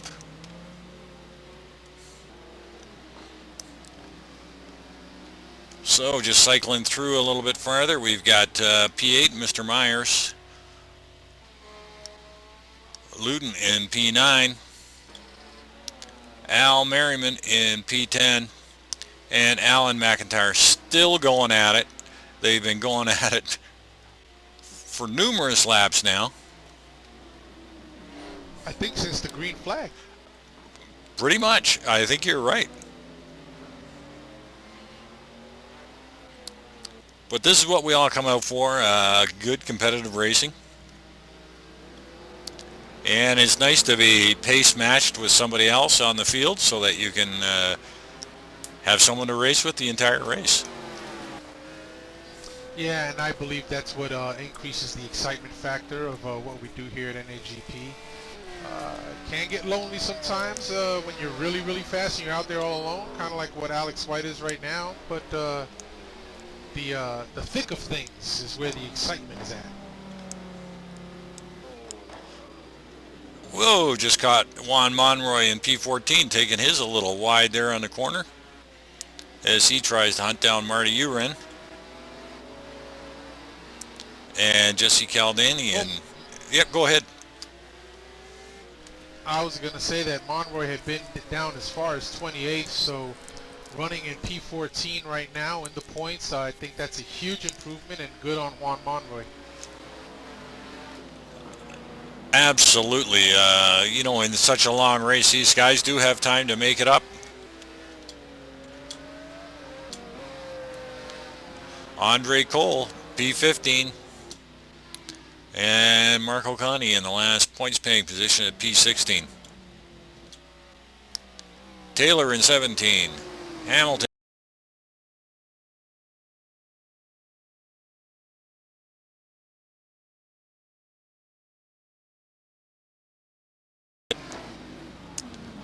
And Gup letting some lap traffic go by.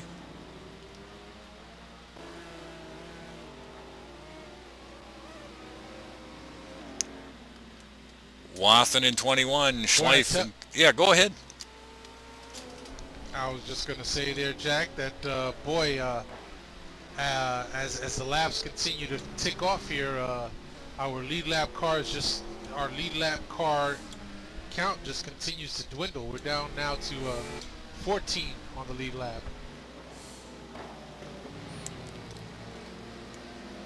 Well, these top drivers have sure put on a pace that's going to be hard for your mid-pack drivers to keep up to.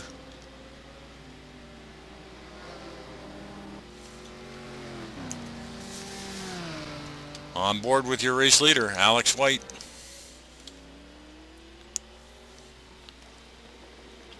And not far behind him on that straight is John Sportelli.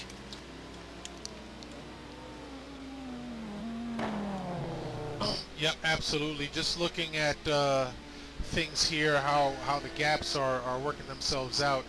It would probably be in Sportelli's best interest to pit when your leader does, because then it becomes a matter of race out of the pits, and give you a little bit more of a competitive advantage to slice and dice with the race leader a little bit. And I agree with you. I think John Sportelli's in a perfect position. He's got, the race leader, Alex White, in his sights. He can see him. So he'll be able to see him when he dives into the pits. And I think you're right. I think the smart move would be to dive in right behind him.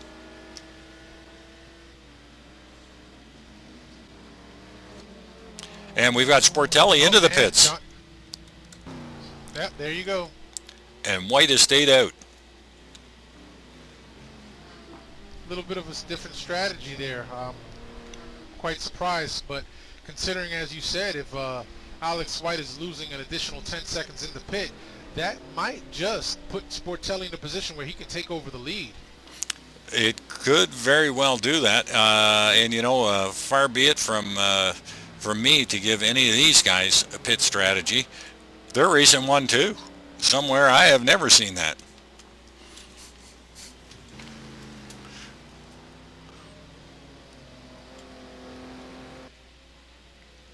So that puts David Poole into P2 as we come into this pit rotation.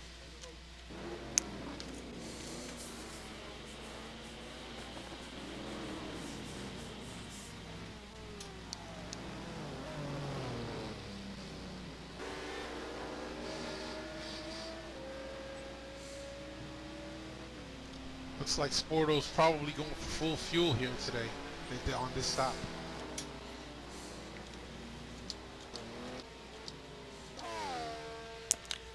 So Sportelli is rolling. And we've got a number of drivers into the pits. So John is back out.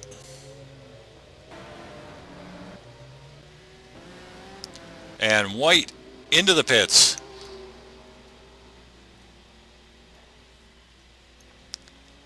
So I think I am just going to sit here with Mr. White. Quick update, P29, Lou Mascaretti looks like he blew his engine. He is out. Liquid Lou blew it. Liquid Lou blew.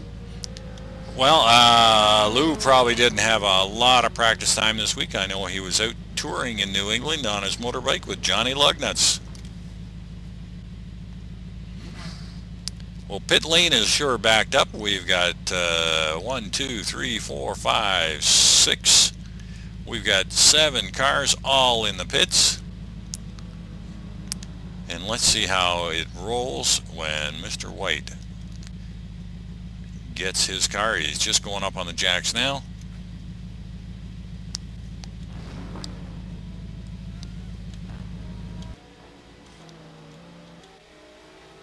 So out on track now with John Sportelli.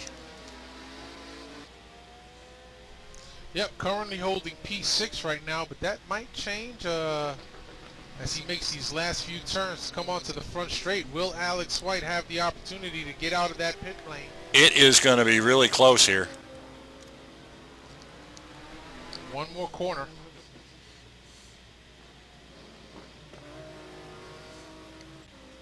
And it is going to be really close. Alex White is left the pits and out on track.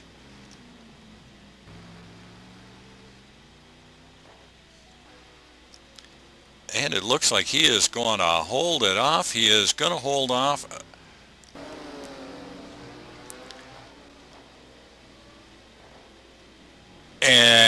it looks to me, Ken, that they've got just about the same gap that they had going in.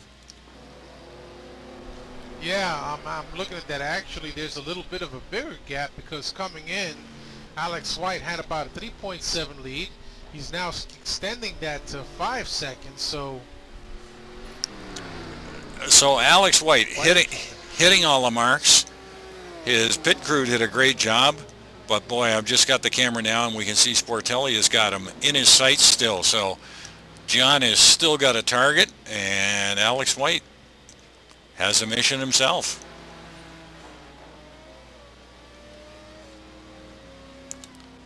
So your P1 is not a runaway tonight.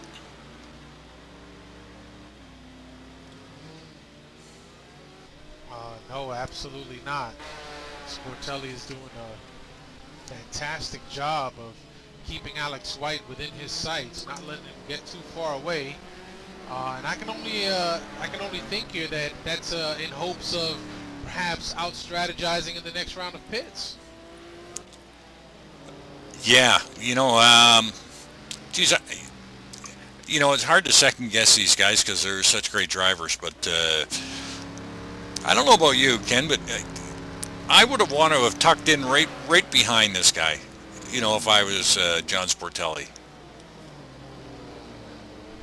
I gave that same thought when I made my comment earlier. I think the caveat here is that you have to request your pit.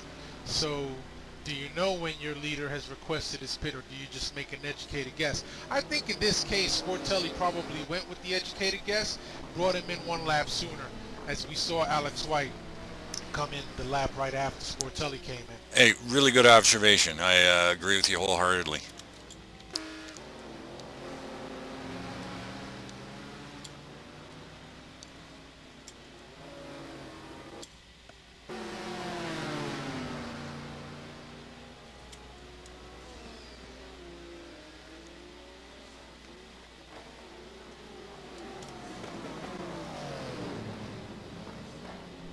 Boy, if Alex White takes this one tonight, Jack, I'm curious to see how things are going to shape up next week with all that extra ballast that he'll be having to carry in an already heavy car. Well, if I'm not mistaken, Alex White has got himself tangled up into a bunch of lap traffic. He is coming up to Sergio Calderoni, and he won't want to spend much time eating. He gets by cleanly there, but he definitely got, that would have cost him a little bit of time here.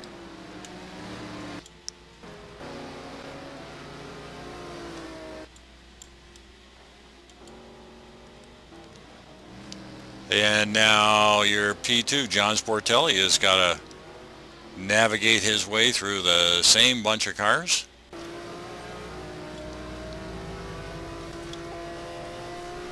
Yeah, that Alex White navigating through that lap traffic gave John Sportelli an opportunity to close the gap to him by a second.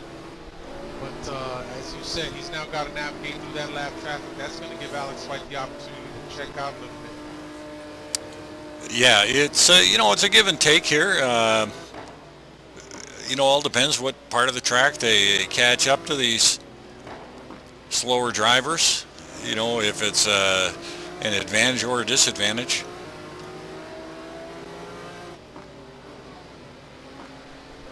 Yep, absolutely.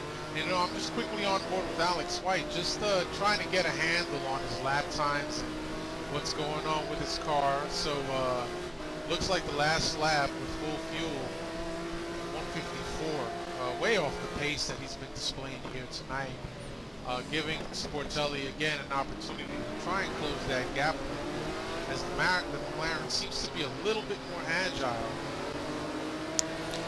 coming in and out of the corners. Well, that 154 might, account for some of that lap traffic as Sportelli tries to go to the inside here. Gets held up a little bit, giving him the lights.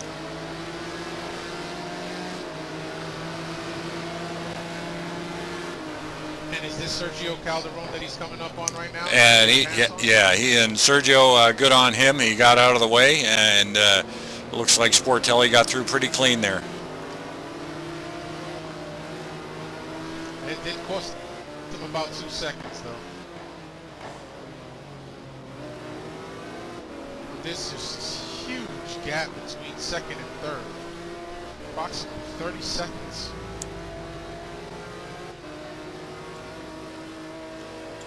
Well, we've got Alex White out in front, John Sportelli in second, trying to keep him in sight and reel that time back down again.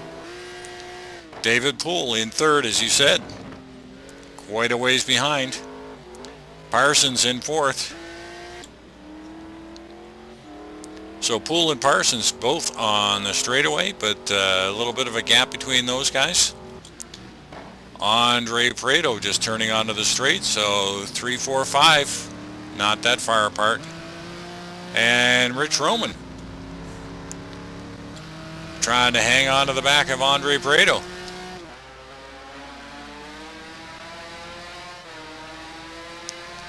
A little further back in the pack in P15, just looking at Gregory Myers, wondering how he managed to go a lap down. I'm assuming here that the pits had something to do with that. Yeah, Greg was running a lot farther up there.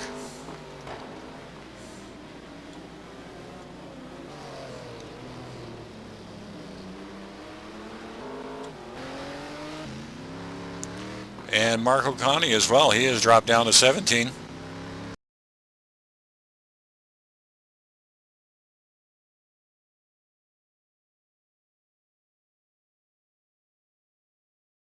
Christian Hamilton with going a little wide. Christian with a nice pass.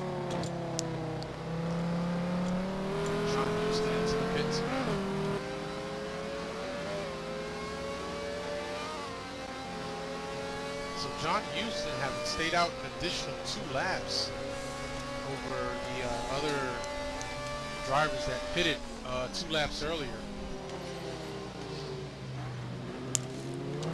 Well, I don't know if that's good strategy or not.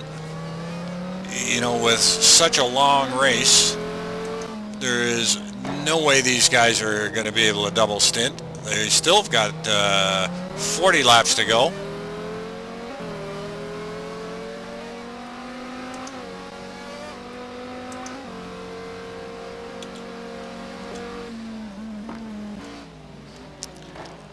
So a little farther back, we've got Gup Douglas in P21 chasing down Dan Wilkerson.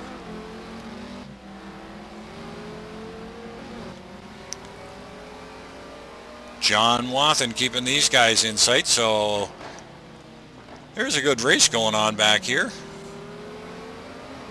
for P20. It certainly is.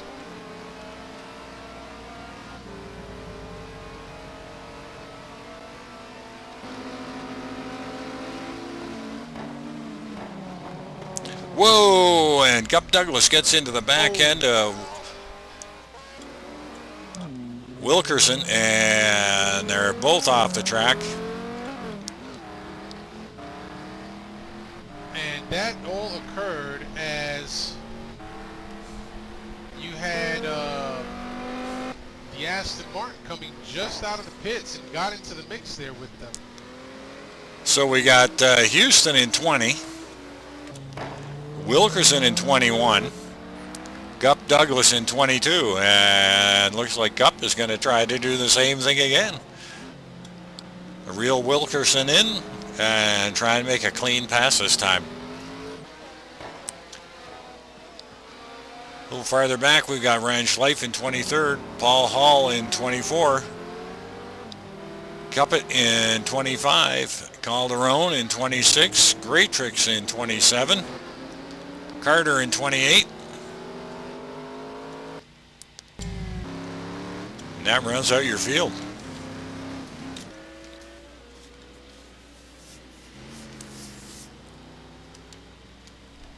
"52 laps in the books now, Jack." So, just over halfway.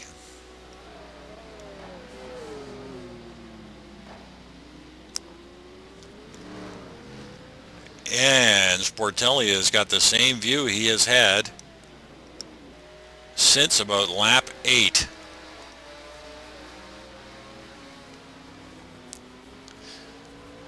When Alex White was putting on a great show for the first 10 laps of this race and opening up a gap, Mr. Sportelli has answered and come back to maintain that gap for the last 40 laps.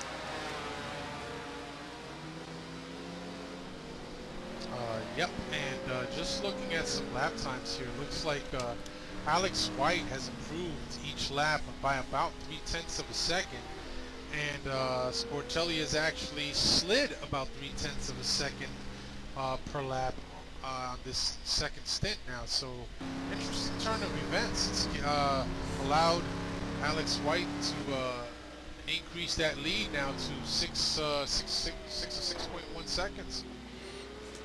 Well, yeah, that two-way gap that you mentioned there, one speeding up, one slowing down, really is, starting to show on the track itself.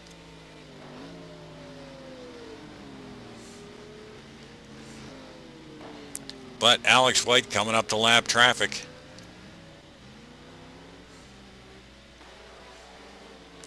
It's not going to surprise me to see Alex White and John Sportelli put the entire field down a lap. Yeah, well, if things continue to go the way they are for the remainder of the race, we may just see that. Because if I'm not mistaken, he is coming up to Jesse Caldani as we speak. And Jesse is up in the pack there. I don't know how many are left on the lead lap, but there can't be many, Ken.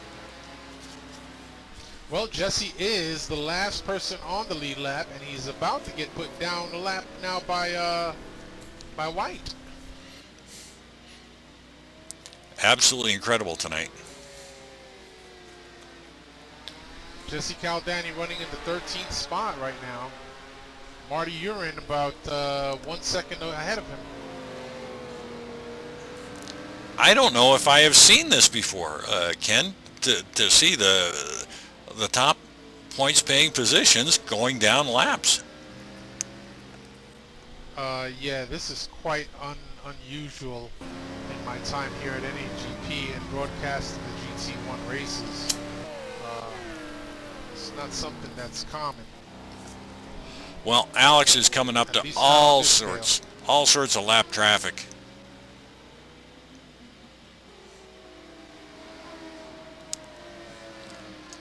And as we mentioned before, Sportelli has got to, contend with exactly the same thing, but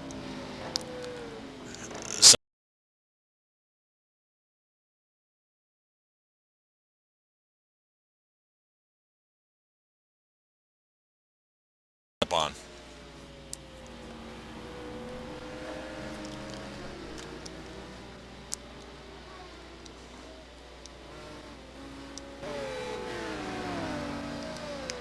And anything can happen, as happened last Monday night. Alex White, our race winner for Monday night, came by and clipped yours truly as I sort of got in his way. Don't feel so bad, Jack. He did that to yours truly in our very first season 21 race over at Bathurst.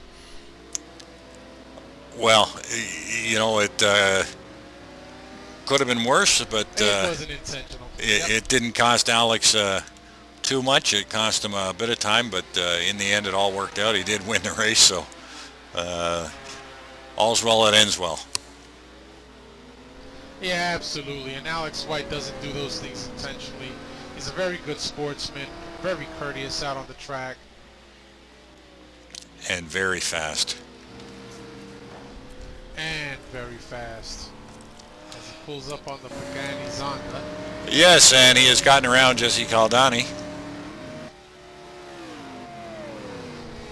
And it looks like he's got his sights set on Marty Urin now.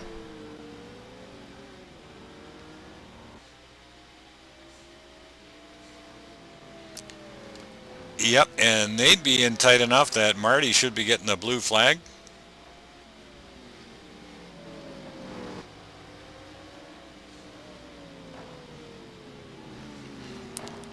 Now I'm just going to cycle back and see how Mr. Sportelli is handling this, because he should be coming up on the same group of drivers. Roughly, Alex White seems to be holding a pretty decent lead, about 5.5 seconds right now, even weaving through these back markers. Well, that sounds almost demeaning, Ken, to call these top 14 drivers back markers. They're definitely not back markers when you're racing in the points at any GP. So I know you didn't mean it the way it sounds, but he is winding his way through them. Absolutely, no offense intended. But yeah, definitely, he's got now. I think he just passed Johnny McIntyre, or he's about to, as he pulls up alongside Johnny Mac right now on the Nissan. And by Johnny Mac pretty cleanly. Yep. And boy, I gotta tell you, he's just, again, our lead lap car numbers are just dwindling. He's still got about 6 seconds to catch up to Al Merriman, but Al Merriman, who's in 10th position right now, and holding a steady race, it's got Alex White coming up on his tail here in about another couple laps. Yeah, it is incredible. So we've got P1, Alex White, John Sportelli in P2, David Poole in P3, Parsons hanging on to P4, and Poole and Parsons are both on the main straight, so there is still room for stuff to happen there. Well, somebody must have told Alex White that I was reading off his lap times, because he just went ahead and pulled off another 151. Well, boy, oh boy. A 151 through lap traffic. It's incredible.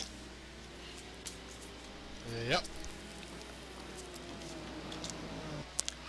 So we've got a battle going on here back in P5 with Andre Prado and Rich Roman, and Rich Roman is hanging on to the back of Andre Prado.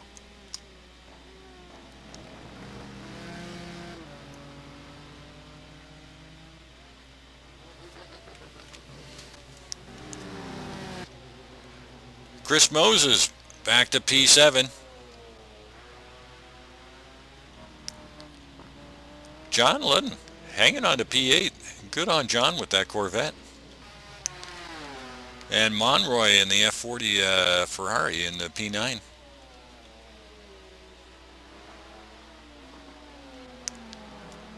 Al Merriman in 10. Cal Daney hanging on to 11.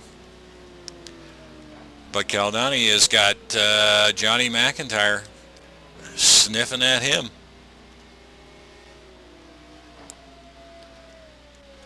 And there are 4 cars from P14, Greg Myers, Marty Uren, Johnny McIntyre, and Jesse Caldani. So those 4 guys are battling it out for P11, essentially.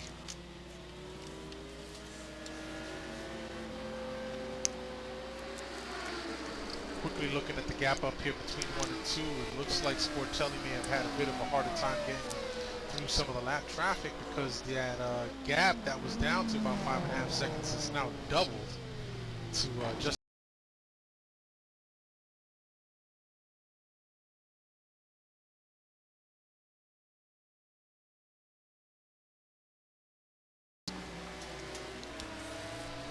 Yeah, it certainly is. I would say that's about the entire length of the front straightaway.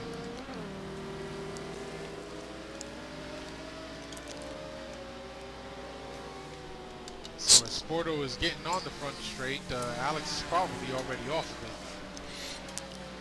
Well, John wants to keep that car in sight.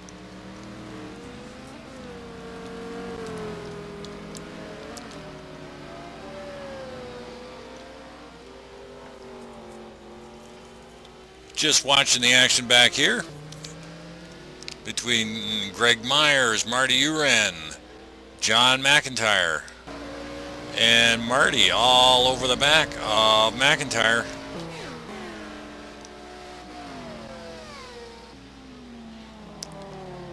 Marty on the inside, Johnny McIntyre on the outside, and Marty pulls a great pass to get around McIntyre.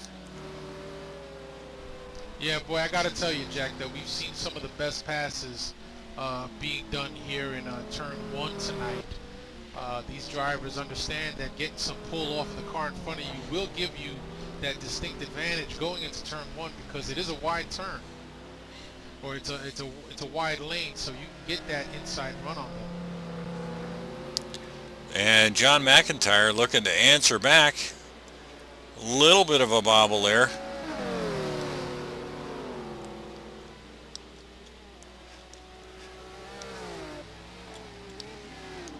And all sorts of lap traffic here. So we've got Marty, McIntyre,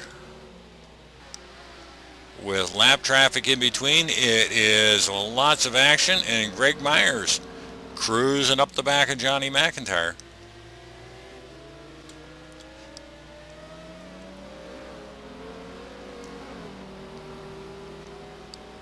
Myers looks like he might have a run on McIntyre here. And he does. He takes McIntyre on the inside. So Johnny Mac giving up a couple of spots here.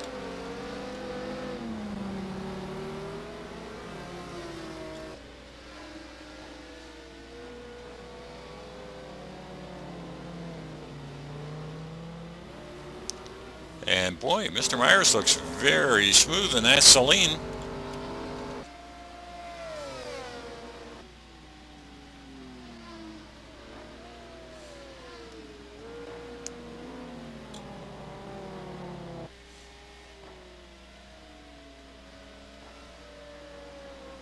Your leader Alex White quickly pulling up on the bumper of Big Al Merriman, who's running in P10 right now. So Alex is going to be looking to put Al a lap down here as he continues his clinic tonight of driving prowess. Absolutely. Boy, oh boy, he has got that Ford GT hooked up and running away. And just watching there as Big Al comes into the corner, being chased by Alex White, and not a sight or sound from Mr. Sportelli in the distance. No, 20 and a half seconds back. Wow. White on a mission in this stint. Yeah, it looks like Sportelli may have had some trouble getting around some lap traffic. I see a 153, 157, 154, and then another 153 lap time. So that's allowed Alex White to go ahead and just pull out that lead to 20 seconds. Just caught up with Prado and Roman, and Prado down on the inside. And Prado makes the pass stick, a very clean one, but it looks like Roman coming back, and Prado goes a little wide.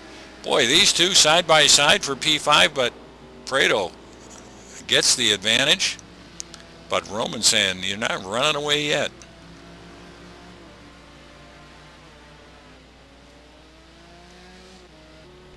Great action going on here late in the race.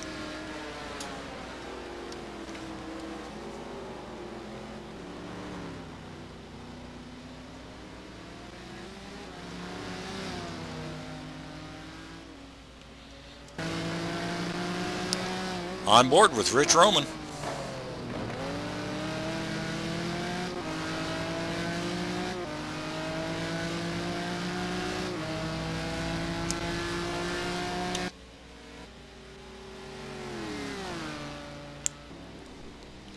Truman trying to tuck himself up into the draft of Andres Prado. Doesn't get enough pull, though, to try and pull off a pass. Just not quite close enough.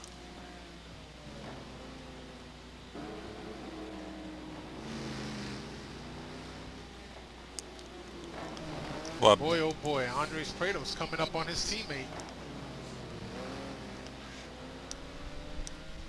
Marco Cani up there in the distance. yeah, and Marco had a great first stint here in this race.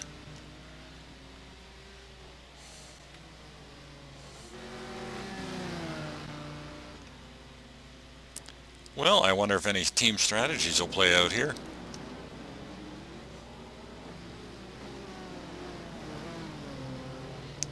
We know that Mr. Prado and Mr. Connie will be on a radio communication together.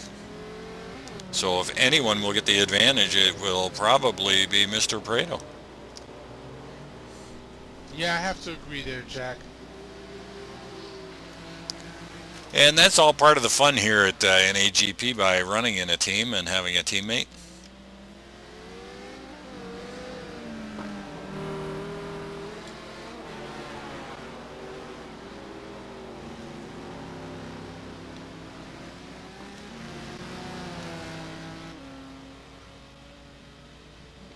Rich doing his best, but he just can't seem to answer for Mr. Prado's pass on him.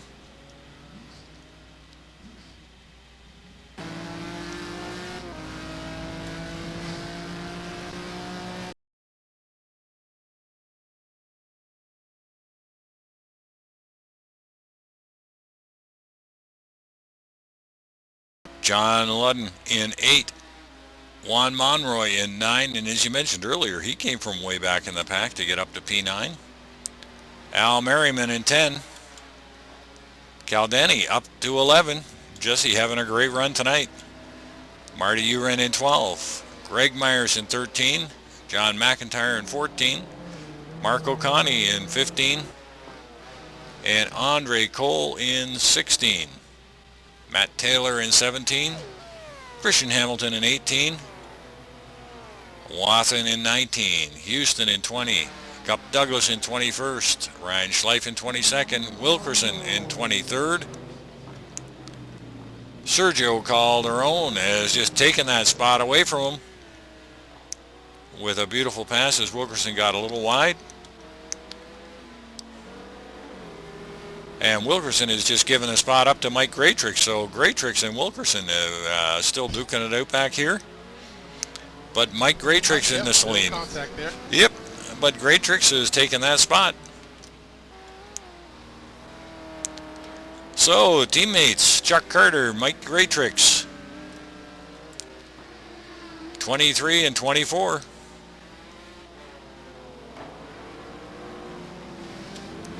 Wilkerson in 25, Cuppert in 26, Paul Hall in 27th. And that rounds out your field.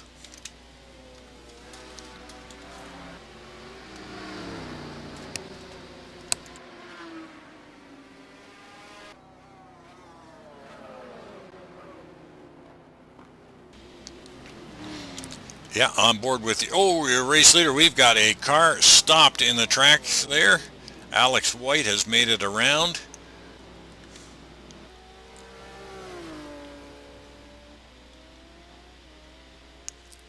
And back to Sportelli. He has no sight left of your race leader, Alex White.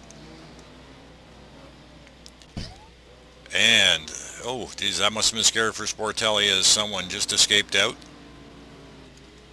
One of the Corvettes. Yeah, one of the Corvettes. Let's see who that might have been. That was frozen up on the track, and it was in a dicey sort of a position there. Well, it wasn't Paul Hall, so it had to be Ludden. No. Oh, he was running so well. Boy, he was top 10 there. I'm real sorry to see that happen, but it looked like a connection issue of some sort. Yeah. Yep. So White, Sportelli, Poole, Parsons, Prado, Roman, Moses, Juan Monroy, Al Merriman, and Marty Uren, your top 10.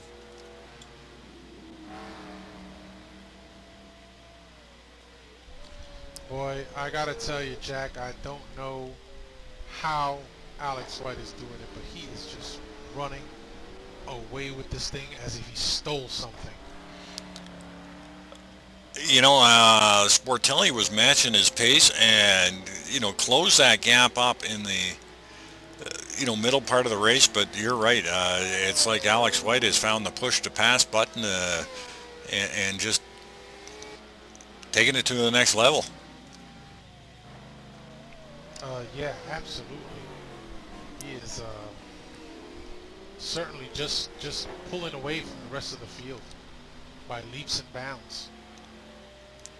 Well, I am back in P10 with Marty Uren, and he is being hounded by Mr. Smooth, Greg Myers.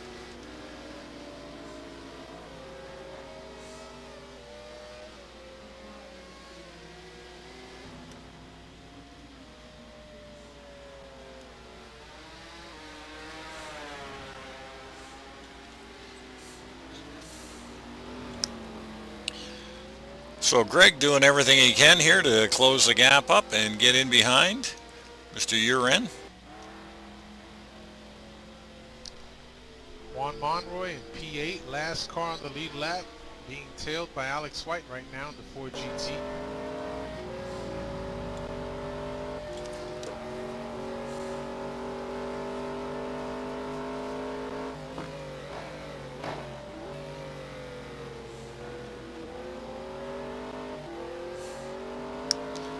Well, a great battle we got going here with Marty and Greg.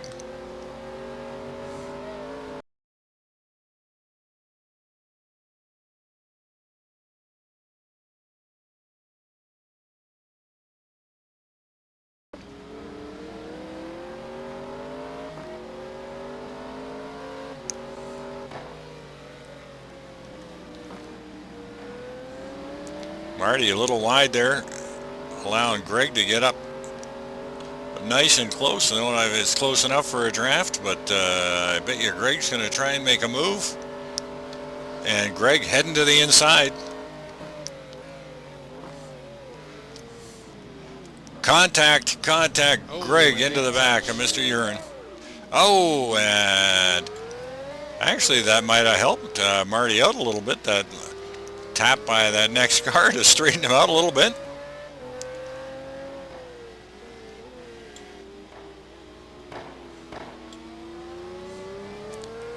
Doesn't look like Greg is hanging around though.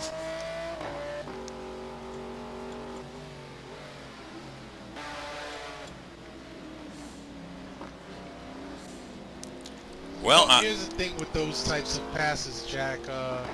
Looks like Greg Myers, having taken the inside lane there, may have been in Uren's blind spot. I don't think the contact was intentional there. As Uren tries to close the door, just came into Greg Myers' front left quarter panel. Yeah, that's always a tough one. It's always disheartening when you get the bad end of that, though. But that's racing.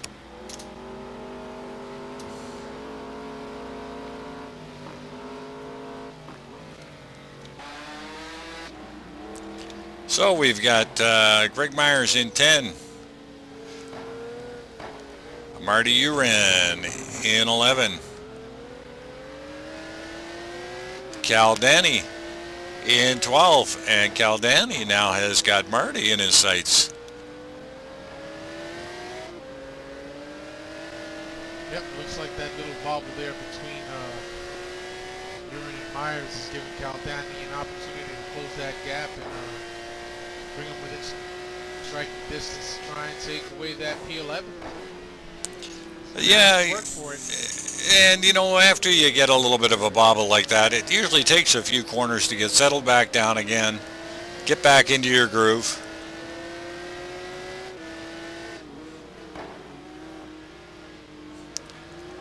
It takes these drivers a couple of corners. Usually it takes me a whole lap to get settled down again. You and I both, Jack. You and I both.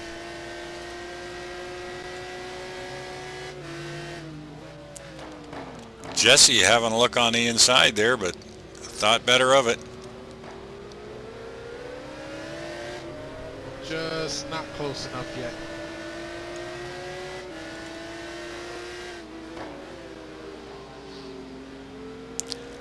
Nope, a little bit of patience will pay off though, because it looks like Jesse might have a little bit of pace on him.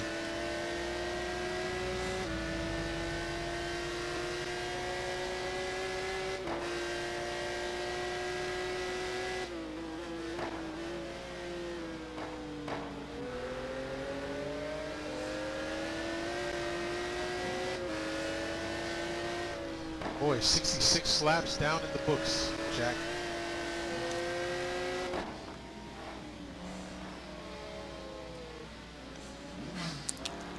And Jesse Caldani all over the back of Marty Uren, and it looks like he might have Marty gone a little wide there, and Jesse is pulled right up behind him.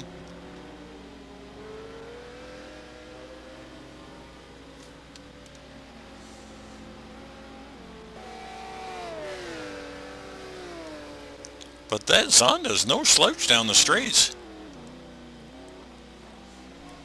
No, that Zonda with its high revving engine, certainly a lot of RPMs, gives you some top end pull down those long straights. And Dubai certainly has two very long straights where the Zonda can capitalize on its high RPM engine.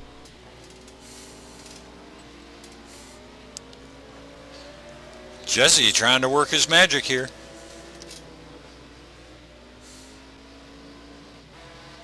Against a wily old veteran. And this is one for the books here. Ken, I do believe we have our senior driver and our junior driver duking it out for P11. In a heated battle?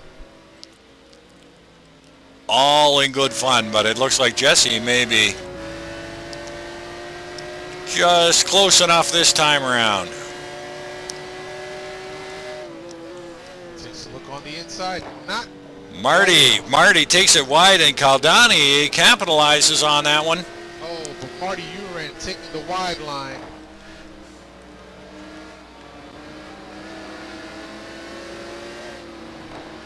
And having to allow Sportelli through in that whole melee. But they are definitely coming up to lap traffic here. We've got drivers going off the track and letting Caldani through.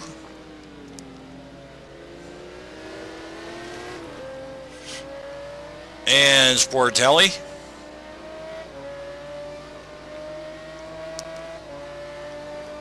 So Caldani makes that pass as Marty takes it wide.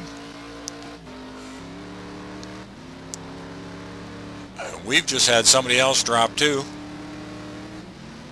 Yeah, we had two quick drops. I know Gub Douglas was one of them. Not sure who the other was.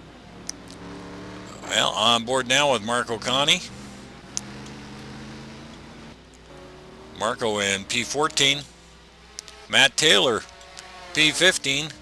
And John Wathen up to the final points position, P16. Houston in 17. Schleif in 18. Chuck Carter in 19. Greatrix in 20. Calderon in 21. Wilkerson in 22nd. Paul Hall in 23rd. Cuppet in 24th. And that's all that's left. And there is a great picture of your race leader. Car number 16, Ford GT. We have, fortunately tonight, we have lost 6 drivers to attrition. Well, if that's all we've lost over a 3-hour race, that is spectacular. Yeah, John, I see you're up on the broadcast here. We feel for you. He discoed, and yeah, we saw you in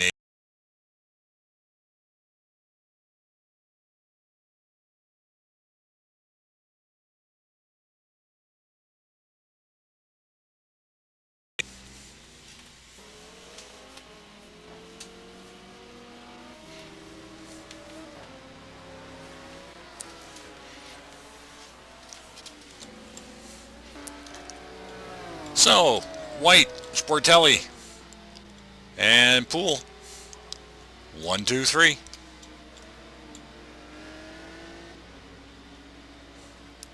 Boy, it's been rather quiet out there for David Poole, I think, tonight.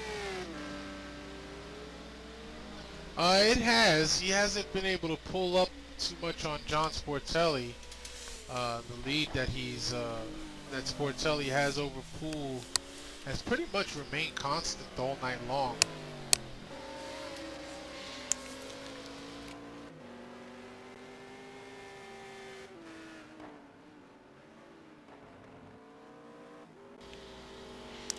And no one seems to be challenging Mr. Poole for that position at P3 either. No, there was a little while there where Aaron Parsons was starting to pull up on him and had Poole in his sights, but that dwindled again. And here we go. We're in our third round of pit stops. We got a bunch of folks coming in. Sportelli in the pits, Monroy and Wathen. So we've got Sportelli in again ahead of Mr. White. Yep, and I believe that Alex White has got a sufficient enough lead that it's not going to make too much of a difference. Something god awful would have to happen in the pits for Alex White for John Sportelli to be able to capitalize on that. Well, last stint, and you've seen a little bit of action as these guys thread their way through lap traffic. Alex White taking it off, checking out the grass conditions there. But all it's going to take is one or two incidents here, or one incident, and we could have a shootout here at the end.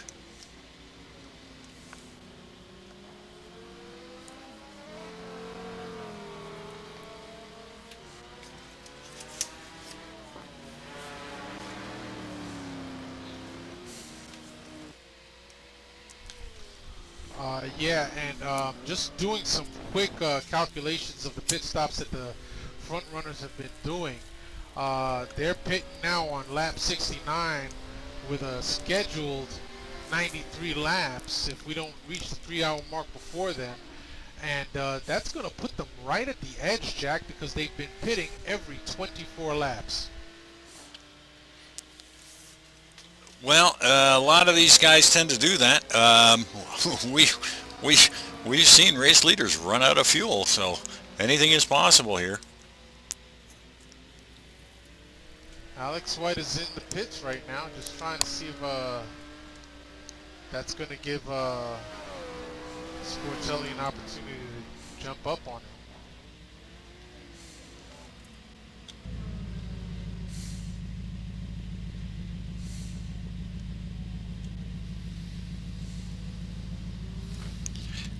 Well, White has got his fuel and getting his tires. It looks like Mr. Poole is pulled in.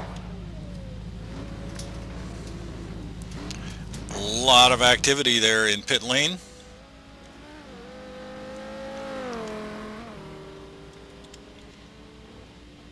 Moses in the pits. Roman's in. Sportelli has already done his. Yep, and no chance of catching your race leader as Alex White is already off and running, and he should be coming out of pit right now with 30 seconds between him and Sportelli. Wow, incredible the gap that he pulled back up. He gained like 26 seconds in that last stint. And all Alex White has to do right now is just keep it clean and fast, and he will have pulled off a double stuffed Oreo cookie in 1 week. Yeah, incredible. You know, the amount of time and prep that goes into this for him to be able to win 2 races in NAGP, and we all know how competitive it is here in 1 week.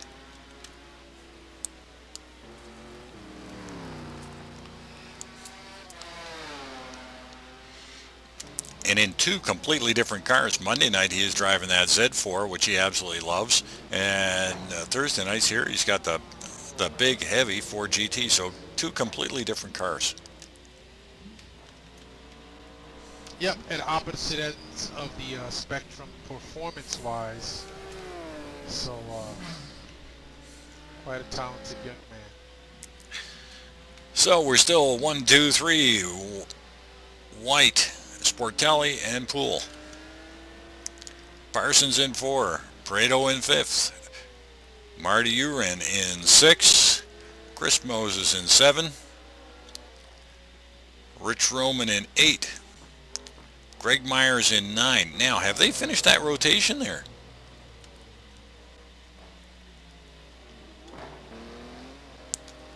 Because if I'm not mistaken, I thought Mr. Myers was out in front of Mr. Uren.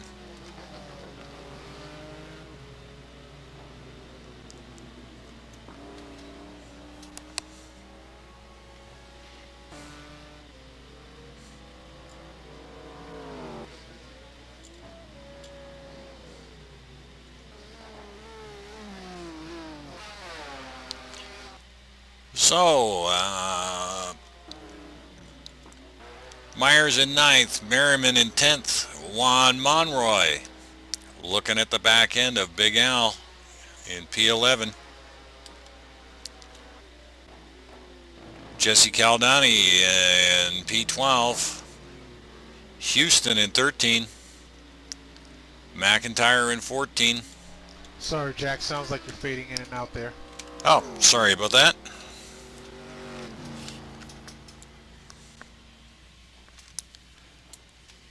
Don't know what's going on here tonight with these controls. Might have to set up a different hotkey here for the mic.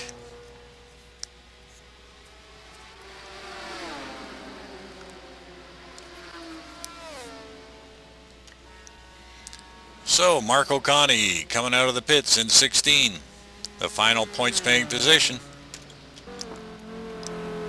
John Watson. Gregory Myers going into the pits. All right, so he stayed out a little longer.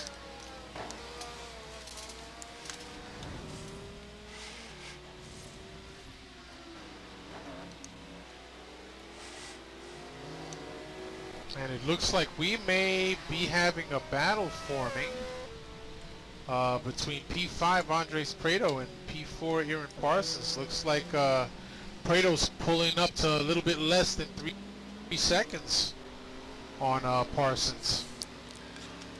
So Andre showing some late race pace.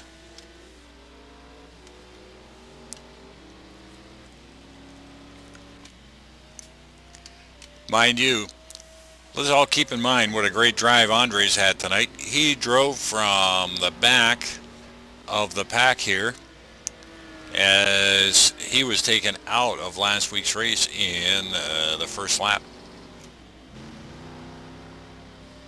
Yeah, that's right, he was.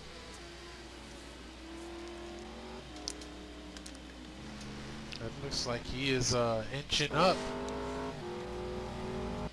little by little on Parsons.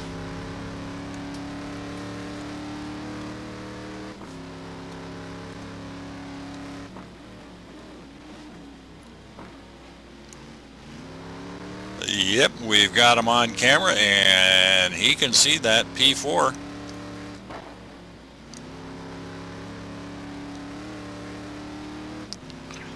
Hey, thanks, Andrew Werner just joined in. Good to see you with us tonight, Andrew.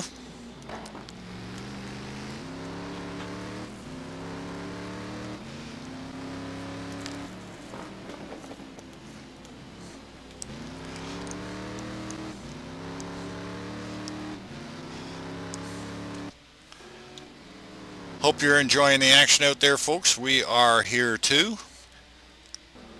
And it looks like we might have about a half hour left of racing in this big, grueling 3-hour season opener.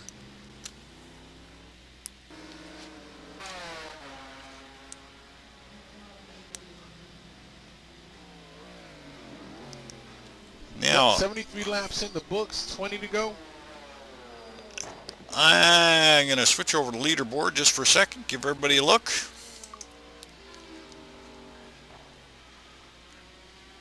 So we've got White 27 seconds out in front of Sportelli and about another 20 seconds back to David Poole. But Parsons and Poole.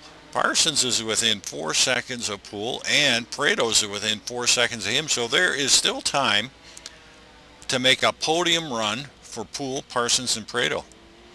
And not far behind Prado is Chris Moses, who has driven himself up. So Prado and Moses, great run for these two guys. If they had started closer up, I don't know if they would have had the pace for Alex White or not. But boy, they sure came a long way from the back of the pack.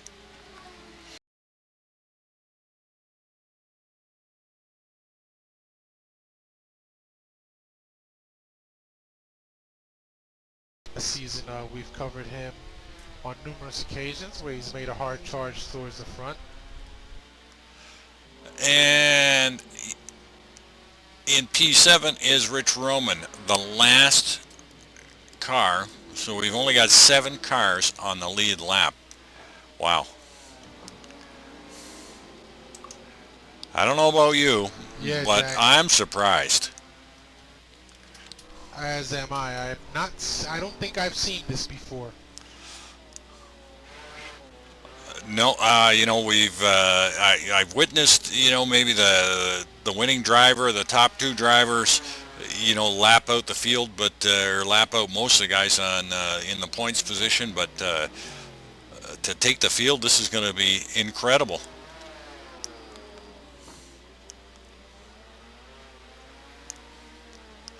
We might have to start a new division. The alien division. Well, I know they hate being called aliens, but maybe the elite division. Or we can just call them Men in Black. They definitely are men in black. They are in black, and the rest of the drivers are in red numbers tonight.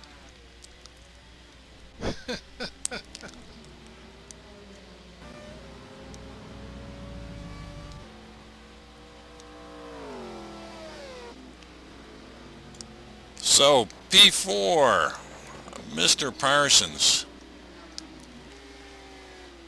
Mr. Poole in P3. And yes, Mr. Parsons has Poole in sight. And that is going to be just what they need for a little bit more incentive.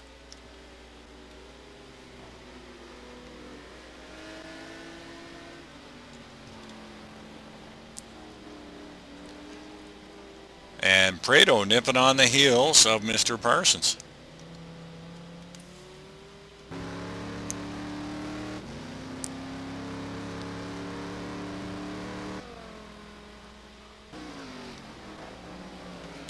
So, very interesting coming down here to the end. This could be a podium run for the 3rd place finish here. Jack, just a quick update. P8 and 9, Al Merriman, Juan Monroy going at it. Bumper to bumper right now for that position. I just caught up with you, Ken. And I'll stick with this and let's follow the action.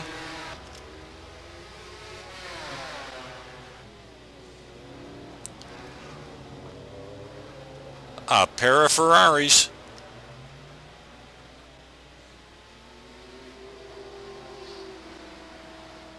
It's going to come down to which one of them has the nicer paint scheme.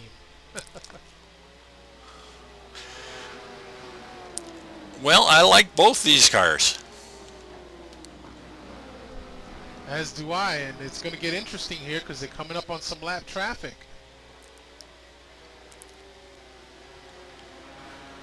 And oh boy, and that was a great move by Juan on the inside, but had to sort of check up there, and he is down on the inside of Big Al Merriman and looking to capitalize. 3 wide going into that corner, now 2 wide, and can he make it stick? Al answering back, he's got the inside line.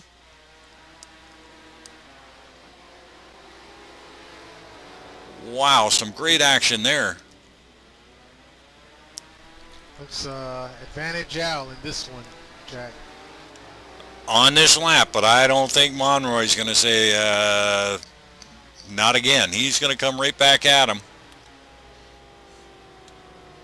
And we'll hang on to here and watch for the same move. Monroy having a look on the inside. Monroy just letting Al know that he is there on his tail. He's there next to him. Looking to get around him any which way he can. Take that P8 away. But Al is not giving an inch as much as he can help it. No, and I don't think Monroy's close enough, but it looks like he's going to grab a run on him. And down on the inside he goes. He's got to make it stick. We saw this in the last lap. And boy, he did. And looks like he did. Yeah, that was a great pass. Absolutely great pass. Now can Al come back? Can he answer back? Yeah, I don't think this is over yet. They've also got John Sportelli on their tail, so it's going to be interesting if they let Sportelli by, considering that these folks are battling for position right now. They indeed are, but they're going to get a blue flag when Sportelli gets within range.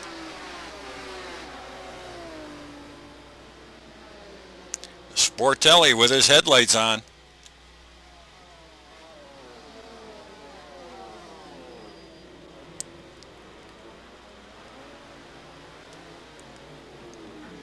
This is always tricky, you know, letting the race leaders go by, getting them clean, and trying not to give up, you know, position to the guys you're battling with. I always find this to be one of the toughest things to master here at NAGP. And I have to agree with that, Jack. That absolutely is giving up. Whoa, whoa, whoa! Like Monroy.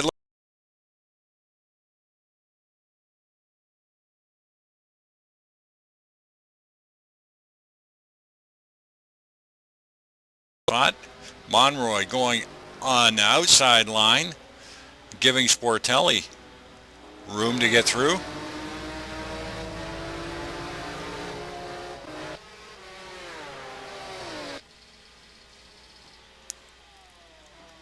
So Big Al catching a break there. Might it have been Sergio Calderon that went off the track there? It could be, but they swapped positions back because Monroy had passed out very cleanly there. And now Juan's got to do that all over again. Yeah, you're absolutely right, Jack. And now Sportelli is probably thinking, come on, Al, get out of my way. Attaboy, let me through.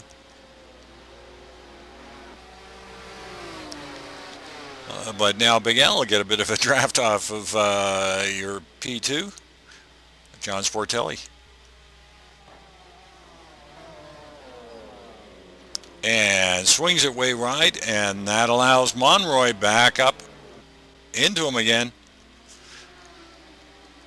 So we're going to hang out here for a little bit. This is a great battle going on for P8.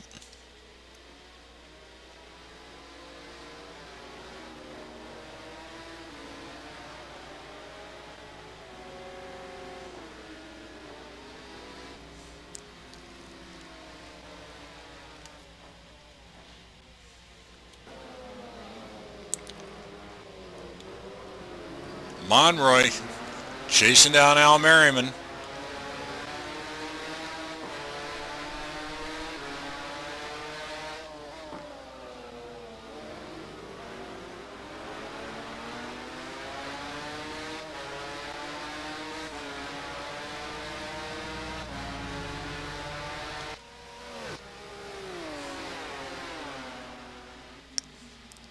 And not quite close enough on that one there. We'll have to see where Monroy can pick up a bit of time here.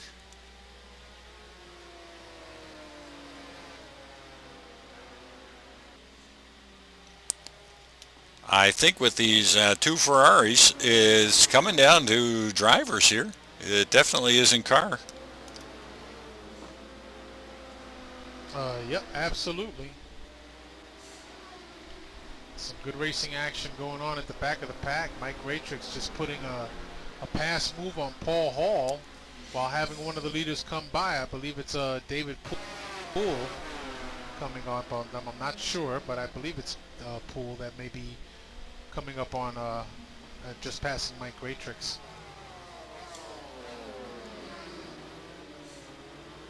And yep, it certainly was.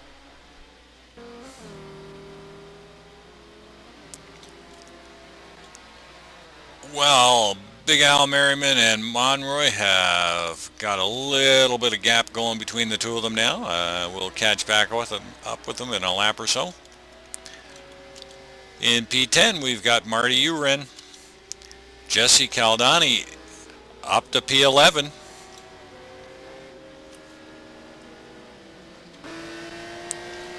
And not letting Marty get too far away, so we got some great racing still going on here, folks. John McIntyre in P12, Greg Myers in 13, and Marco Conti in 14.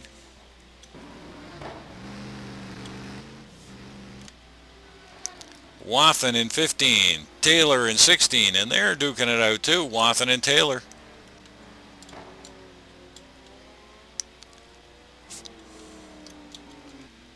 John Houston, one out of the points in 17. Ryan Schleif in 18, Chuck Carter in 19, Wilkerson in 20, Gratrix in 21, Paul Hall in 22, and Sergio Calderon in 23, Jonathan Cuppet in 24, and that is your race order.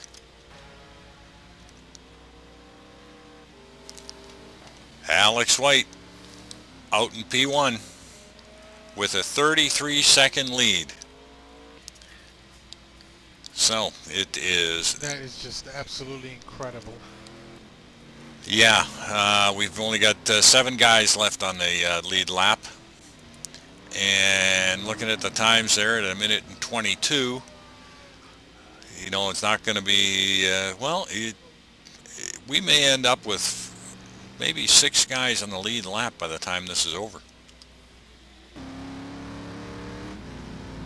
It's quite possible. Alex White still has a ways to catch up with Rich Roman running in P7. He's got about 30 some odd seconds to catch up, so not sure that he's going to be able to do it at this point with a 33-second lead. I'd be looking to just keep it clean, keep it smooth, not push and overdrive the car too much, and bring home the win. And you can bet that's right on his mind, exactly what you stated. He's probably looking at just maintaining his lap times the best he can and keeping his gap. And geez, I don't know what lap we're running on now, Ken, but boy, he could almost stand to lose a second a lap and still bring it home. Although Alex White takes it wide off into the grass, checking out the moisture there. But it all looks good. Yeah, we have 80 laps in the books right now. Looks like we're going to make the full 93. I believe we're going to make the 93 laps. Yeah, we probably got about, well, maybe not. We probably got,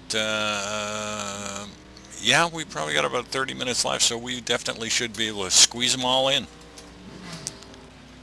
So there's your race leader, folks, Alex White, Big Ford GT.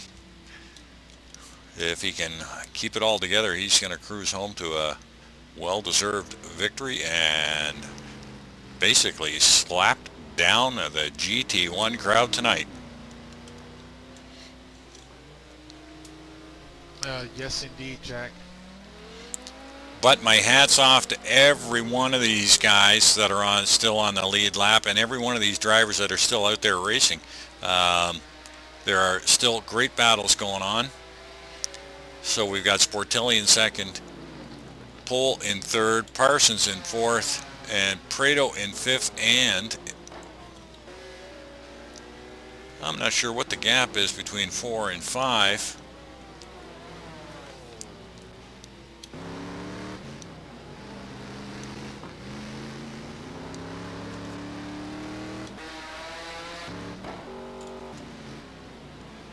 I do believe Prado is coming up on the back of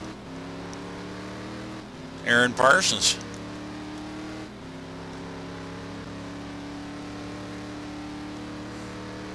I am showing a 16-second gap between P's 4 and 5. All right, well then that's not Aaron Parsons. That must be his teammate Greg Myers.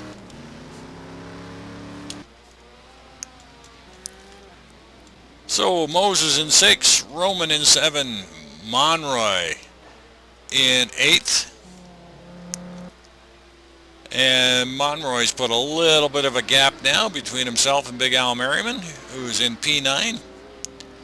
Marty Uren in P10, but Marty still has Caldani all over the back of him, and Jesse Caldani showing his race medal out there tonight and hanging on to P11, and boy, I bet you he would sure love to take home a top 10 tonight.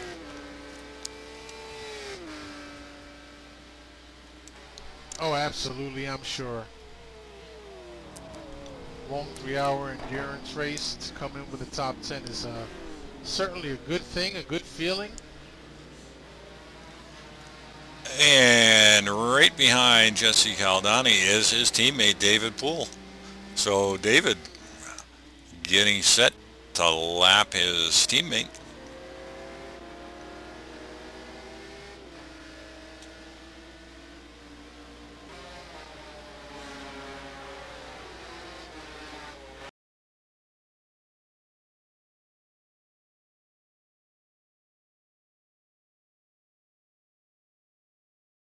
Caldani, I think he got bumped and is spun the car. Hangs on to P11 though, gets it back on the track.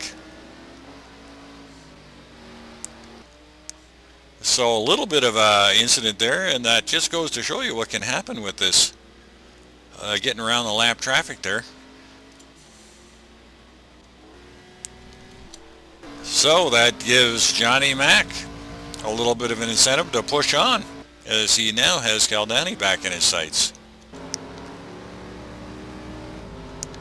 Greg Myers in P13, Connie in 14, Wath in 15, Taylor in 16, Houston 17, Schleif in 18, Carter in 19, Wilkerson in 20, Graytrix hanging on to the 21st spot, Calderon in behind him in 22nd, and Cuppert in 23rd, Paul Hall 24th.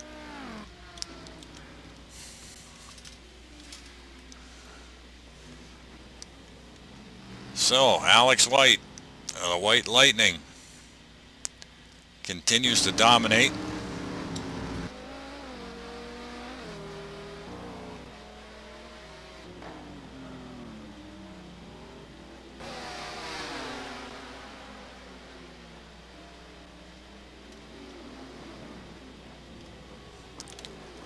Andre Prado weaving his way through lap traffic in P5.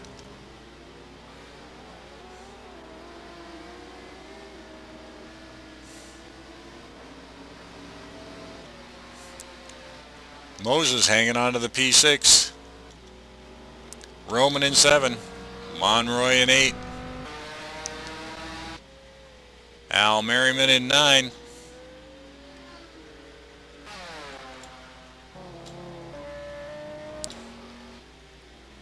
Caldani weaving through traffic as well. Go ahead, Ken. I was just going to make a comment that this has been an absolutely fantastic race, and much credit goes out to these drivers that have put in every effort tonight to make this as exciting as it has been. And I might say, oh, Caldani, big slide. But able to gather it back up. But boy, that slide again, it's a couple of laps. Caldani may be suffering from some tire wear there. Johnny Mack is now closed the gap up behind Caldani, looking to get around some lap traffic. But you know, it's been a really clean race too, as well as from what we've seen here, Ken. Yeah, absolutely. Whoa, as Caldani continues to slide. that car way around them corners. Yeah, absolutely. It has been a good race for as long as this race is, and these races are not easy by any stretch of the imagination, neither for the drivers, who at the end probably suffer some fatigue, as well as the broadcasters there, Jack. I couldn't agree with you more, Ken. You know, it's a long race for the drivers, and it's just as long for us too, and sometimes probably a little more confusing for us up here, folks. I mean, you know, we try to bring in some of the best battles that are going on in the track, but it is not as easy as it looks. Certainly not at all.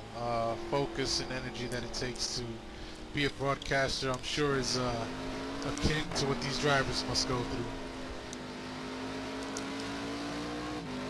So we're just sitting on board here with at P12 with Johnny Mack as he tries to reel in Caldani, and we have seen Jesse. I think he's struggling late in the race. 3 hours is a lot of time in the seat for one of our youngest drivers here at NAGP. Yeah, it certainly is, and you know, Jack, if he's not suffering from tire wear, could just very well be a little bit of fatigue.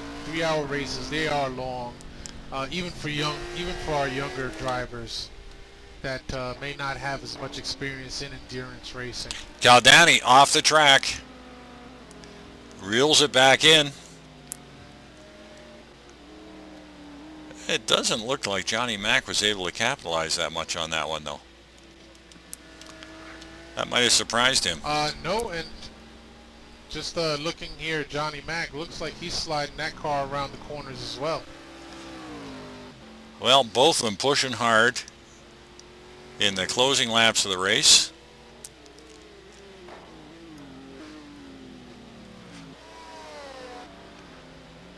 '85 in the books, Jack. 85. Wow. It's hard to even fathom putting in 85 laps in one race in one night.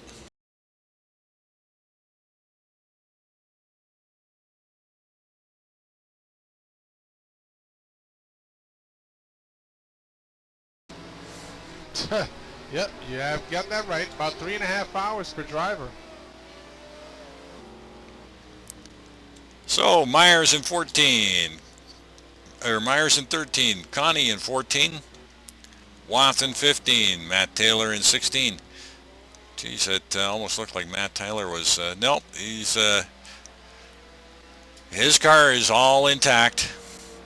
Houston in 17, Schleif in 18, Carter in 19, Wilkerson in 20, Graytrix in 21, Calderon in 22.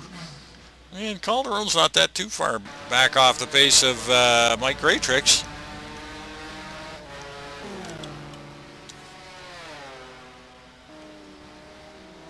You know, Jack, I'm just on board here with our race leader, Alex White, and just thinking to myself, how is it that these folks from across the Atlantic do it? We start late in the evening, and they're 4 or 5 hours ahead of us. Boy, I tell you, that's dedication. It sure is, but you know what? It's it always thrills me that, you know, we have drivers here from all over the planet. You know, we've got Alex White racing out of England. We got John Sportelli out of New York. You know, we've got drivers from the West Coast in California. We've got Aaron Parsons. Aaron's running out of Australia. And then we've got drivers running out of South America and Central America. We've got them from all over the planet. Yeah, we most certainly do. We most certainly do. And I can just imagine for Aaron Parsons in Australia, it's got to be quite a feat to come online every Monday and Thursday and run with the folks here at NAGP, considering the time difference. Well, you know, that's part of the attraction for me is the international flavor here at NAGP. So, like we mentioned earlier, you know, grab your wheels, grab your helmets, get your fire suits on, and join us at NAGP. We've got a great community going here. There's great racing going on here from P1 all the way back to P25, and quite often upwards of 30 cars or 35 or better cars in a field. So join us at NAGP.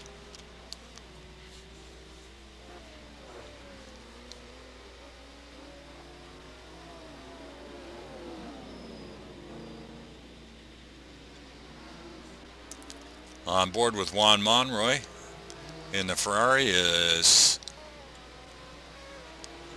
he's in P8.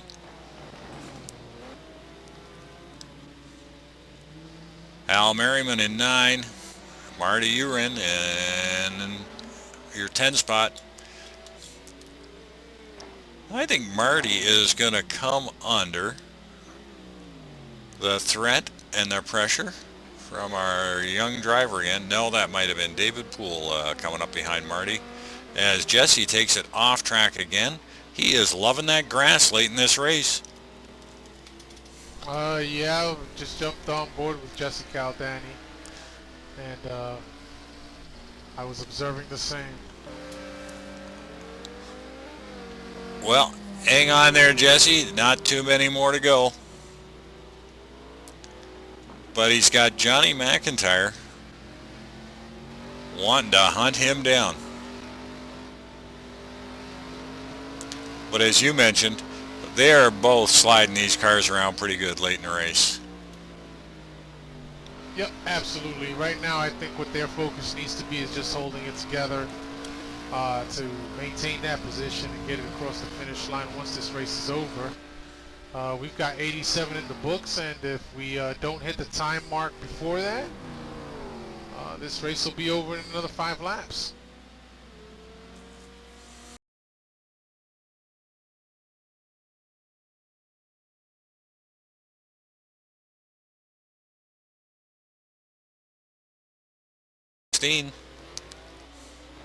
But John Houston nipping at his heels.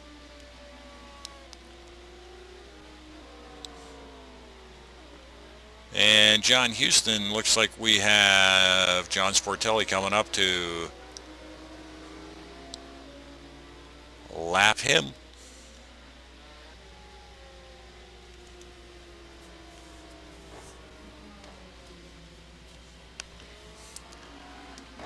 So we're getting close to the end here. Yeah, we certainly are, Jack. As you said, 87 in the books. Alex White 35 seconds out in front. Sportelli another 20 seconds out in front of David Poole sitting in third. David Poole got about a 10-second lead on Aaron Parsons, and Parsons with a 10-second lead on Prado. But Prado and Moses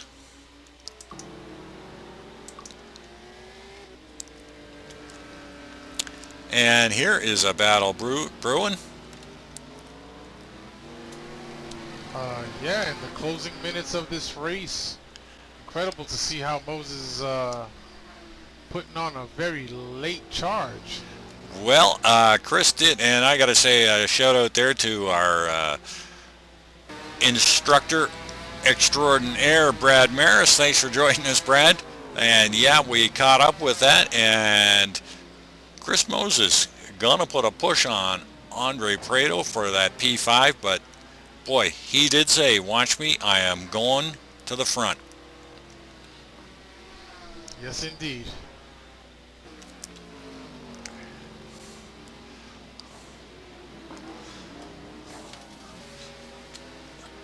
And who can keep the tires underneath the car at this point of the race, it might be the determining factor. Now, I would think the Ferrari might have an edge at tires in the late stages of this game over the big Fords.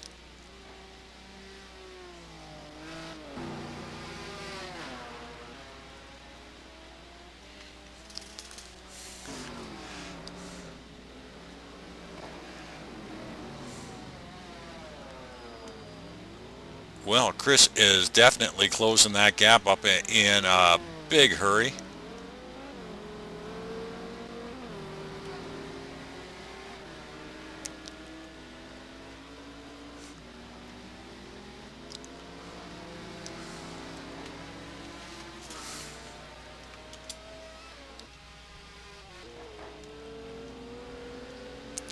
And thanks, Brad. Gave us the heads up that Big Al Merriman is closing up on Marty.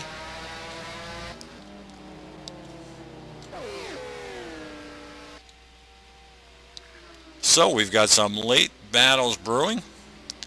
Chris Moses going for P5.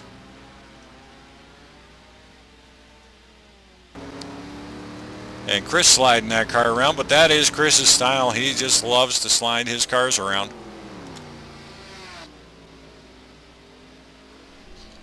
Yeah, you know, Jack, I was able to download some of Chris's down setups, which he had posted on our website, and gotten into a couple of cars, and sure enough, his setups favor the steering and the rear end sliding somewhat. I have similarly tried a Chris Moses setup to very little satisfaction. Prado with a big bobble there, and that might be just a little bit more. No, he still maintains that speed. That big Ford has sure got that straight line speed.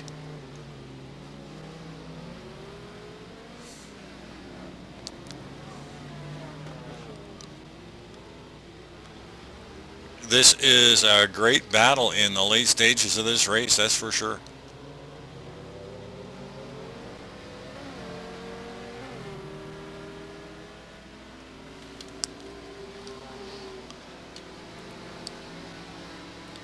Well, we have got to be getting close there, Ken, to the end of this 3-hour endurance season opener. 90 in the books, Jack. 3 to go.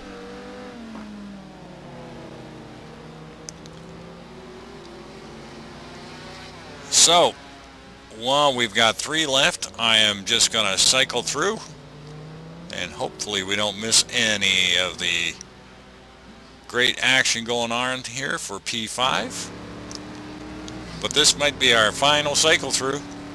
Prado in 5th, Moses in 6th, Roman in 7, Monroy in 8, Marty Uren in 9, Al Merriman in 10, and he is closing on Marty. Jesse Caldani in 11, still being hounded by John McIntyre. Greg Myers not far behind in 13 as he weaves his way through some lap traffic. And boy, some action, and Greg Myers just got taken out.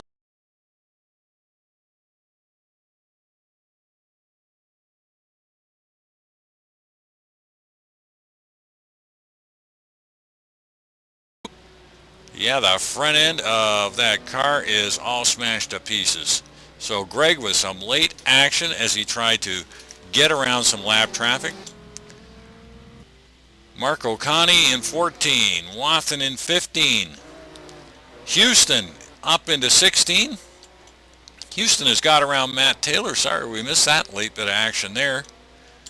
Schleif in 18, Carter 19, Wilkerson in 20, Greatrix in 21, Calderon in 22, Cuppert in 23rd, and Paul Hall in 24th. Alex White, your race leader, sitting in first and sitting pretty.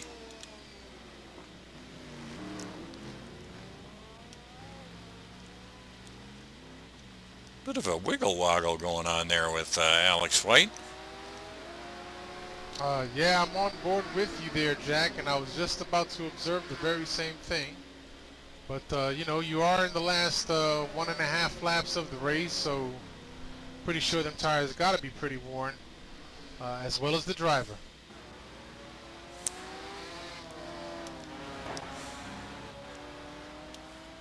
Well, he has got to be pretty pleased with tonight's race. I don't think it could have gone any better for him. There is not a mark on that car.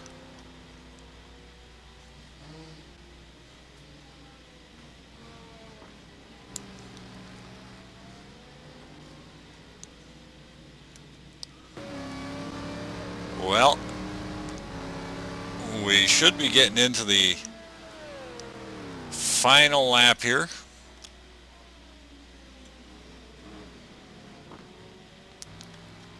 I'm just going to cycle back to the next few drivers and see what is going on there. Sportelli in 2, Poole in 3, Parsons in 4, Prado in 5, with Moses still pushing hard trying to catch him. I don't think he's going to have enough. Roman in 7, Monroy in 8th, Uren in 9, and Al Merriman pushing there for that 9th, but I don't think he is going to have enough either. Definitely not. Caldani in 11, McIntyre in 12, Myers in 13, Connie in 14th, Watson in 15th, and Houston in 16, your top 16. Taylor 17, Schleif in 18, Carter 19, Wilkerson 20, Greatrix in 21st, Calderon in 22nd, Cuppet in 23rd. Keep her on track there, Jonathan. Paul Hall in 24. That is your race order, and there's your leader, Alex White. Alex White, having taken this race and ran away with it from the green light, from the green flag, all the way till the end. Gotta say, that's a marvelous feat to have accomplished here. Yeah, and as you mentioned, 2 wins in 1 week in the GT1, GT2. But Sportelli did give him a good run. Nothing. There it is. Alex White takes the checkered flag. And Sportelli, nothing to sneeze at. I mean, he kept it tight, as tight as he could. And in that first stint there, I thought, when he came out in the second stint, he was still within seconds. And Alex White just seemed to turn it on in that third stint and just walk away with it.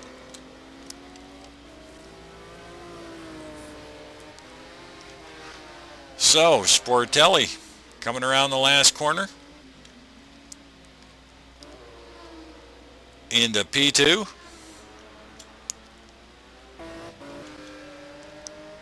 David Poole into P3. Aaron Parsons in P4. These guys still have a bit of track to cover. I mean, it just goes to show you how far out in front our race leader was. Prado coming around the final corner in P5. And Chris Moses right on his heels. Rich Roman in P7.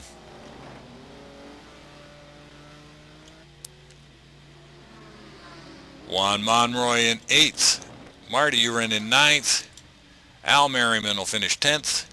And Jesse Caldani in 11th. McIntyre in 12th. Myers in 13th. A little bit of a bobble there, but he didn't give up much. Connie in 14th. Watson 15th. And Houston rounds out your top points positions for P16. What do you think, Ken?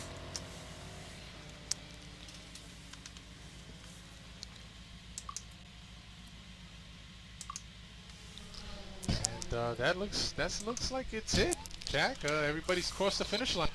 Yep, and another one in the books. Great show put on by our drivers tonight. I got to thank everybody for joining us. It was great to have you along, and thanks for watching, guys. I'm Jack Ivy, and I'm along with Ken Rodriguez, and we want to thank you for having joined us tonight for our 3-hour feature race. And we will be back at you with more GT racing, GT2, next Monday night. So grab your wheels and join us, or catch us on the broadcast. I'm Jack Ivy. Thanks, Ken, for being along with us. And hopefully, God willing, we'll be back next week. Yes, sirree. Thank you very much, Jack.